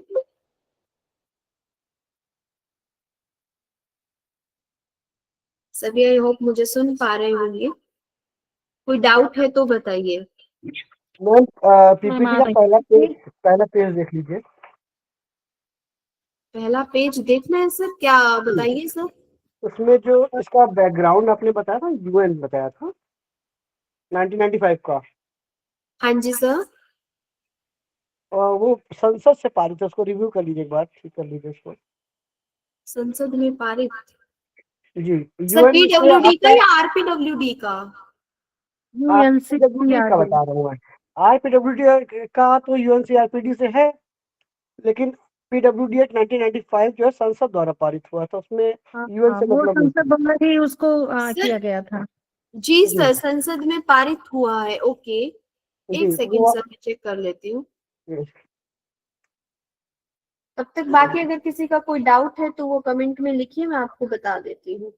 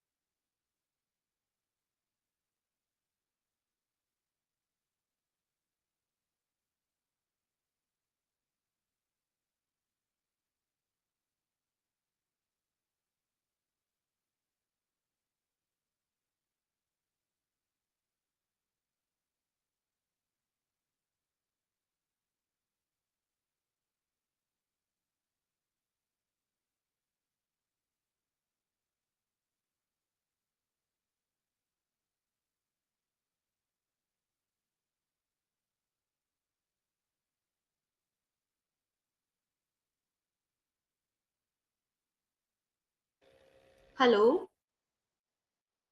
हेलो। जी मैम बोले। ओ सॉरी सर, वो डिस्कनेक्ट हो गया था। ऐसे जी मैं बता रही थी कि जो मैंने यूएन प्रोक्लेमेशन लिखा है सर, ये भारतीय व्यक्ति विकलांग अधिनियम 1995 जो है, वो संयुक्त राष्ट्र से संबंधित एक विशिष्ट घोषणा को प्रभावी बनाने के लिए अधिनियमित किया गया था सर। ये जो आई थी ये 1992 में बीजिंग में अपनाई गई घोषणा पे आधारित था, और उसमें जो है भारत ने भी अपनी प्रतिबद्धताओं को पूरा करने के लिए एक हस्ताक्षरकर्ता के रूप में साइन किए थे सर। तो उसी के जो है उसको मानते हुए कह लीजिए, या उसको अनुरूप जो ये बनाया गया था। लेकिन यूएनसीपीआरडी जो है, दिव्यांगजन अधिकार अधिनियम जो है, ये संयुक्त राष्ट्र का जो अधिकार सम्मेलन था, इसके अनुरूप नहीं है सर। आरपीडब्ल्यूडी जो है 2016 का, वो यूएनसीपीआरडी के अनुरूप है। लेकिन जो 1992 में एक बीजिंग में जो एक ये पास हुआ था घोषणा पत्र, इस पे आधारित जो पीडब्ल्यूडी था। और जो आप बता रहे हैं कि हाँ पार्लियामेंट में, संसद में पारित हुआ था, वो बात भी इसकी सही है सर। जो जी घोषणा हाँ वही। पत्र आया था बीजिंग में, उसमें से सर इसमें कुछ चीजें जी जो थी वो ली गई थी। वो जो था आर्थिक और सामाजिक आयोग था for Asia and the Pacific था इसमें सर। इसके बारे में जो कंप्लीट डिटेल है वो भी मैं आपको ग्रुप में डाल दूंगी सर। आप जो है सभी बच्चों को भी उसके रिगार्डिंग जो भी इंफॉर्मेशन है वो मिल जाएगी। ठीक है सर। बिल्कुल बिल्कुल। हाँ जी। उसके बाद जो क्वेश्चन आया कि यूएनसीपीआरडी जो है भारत में 2007 में लागू हुआ था, और यूएनसीपीआरडी की फुल फॉर्म भी किसी को यूएनसीआरपीडी। यूएनसीआरपीडी।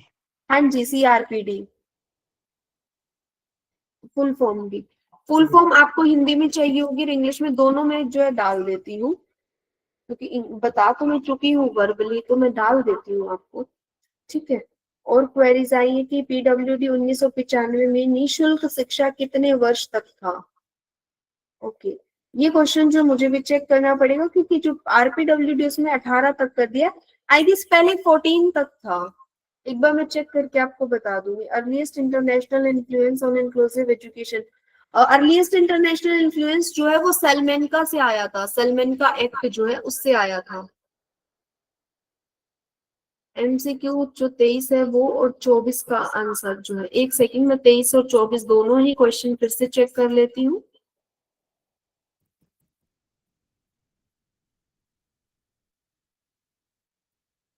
क्वेश्चन नंबर 23 तो ये है कि आरपीडब्ल्यूडी अधिनियम के तहत बौद्धिक विकलांगता के लिए कौन सी मूल्यांकन पद्धति जो है निर्धारित है। तो उसमें जो ऑप्शन है हमारे, उसमें जो है आईक्यू बेस्ड असेसमेंट जो है वो उसका करेक्ट आंसर है। ठीक है। क्वेश्चन नंबर 24 है कि आरपीडब्ल्यूडी अधिनियम विकलांगताओं को किन मुख्य श्रेणियों में वर्गीकृत करता है। ओके। ये जो हमने जब डिसेबिलिटीज पढ़ी थी, तो डिसेबिलिटीज के लेवल पढ़े थे ना, कि फिजिकल शारीरिक दिव्यांगताएं जो है, फिर फिजिकल के अंदर कौन कौन सी आती है, इंटेलेक्चुअल हो गया, मेंटल डिसऑर्डर वो सब है, न्यूरोलॉजिकल है, और ब्लड डिसऑर्डर्स है। तो वो हमने जो टाइप पढ़े थे ना, एक हम कह सकते हैं ग्रुप जो है कि फिजिकल है, फिजिकल के अंदर ये चीजें आ रही है, तो वो पूछे गए हैं। ठीक है। तो उसमें बी ऑप्शन करेक्ट है। उसके बाद है which was the earliest international, ये हमने कर दिया है, international convention on the right to person with disability. UNCPRD की अर्चना पाठक ने ग्रुप में लिख दी है, कमेंट बॉक्स में फुल फॉर्म लिख दिया, वो सही है। ठीक है, वो आप फॉलो कर सकते हो। उसके बाद जो है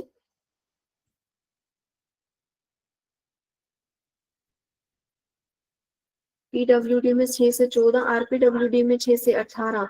आपके स्लाइड में 18 वर्ष है, क्या मैंने पीडब्ल्यूडी में 18 वर्ष बताया है? एक सेकेंड, ऐसा होना नहीं नहीं चाहिए। सही बताया मैडम आपने, 6 से 18 दिखाया। जी। पर वो कह रहे हैं कि आपने जो है पीडब्ल्यूडी में 6 से 18 बताया है। चेक कर लीजिए, मैंने लगा ऐसा कुछ। ओके।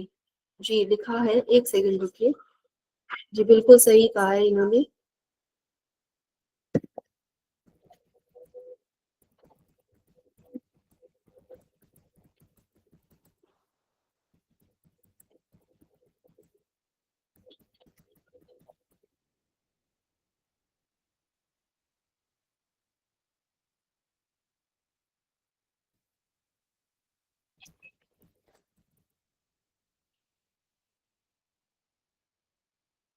जी, पीडब्ल्यूडी एक्ट में भी जो है पर्सन 1995 का है, वो भी जो है 18 वर्ष तक है।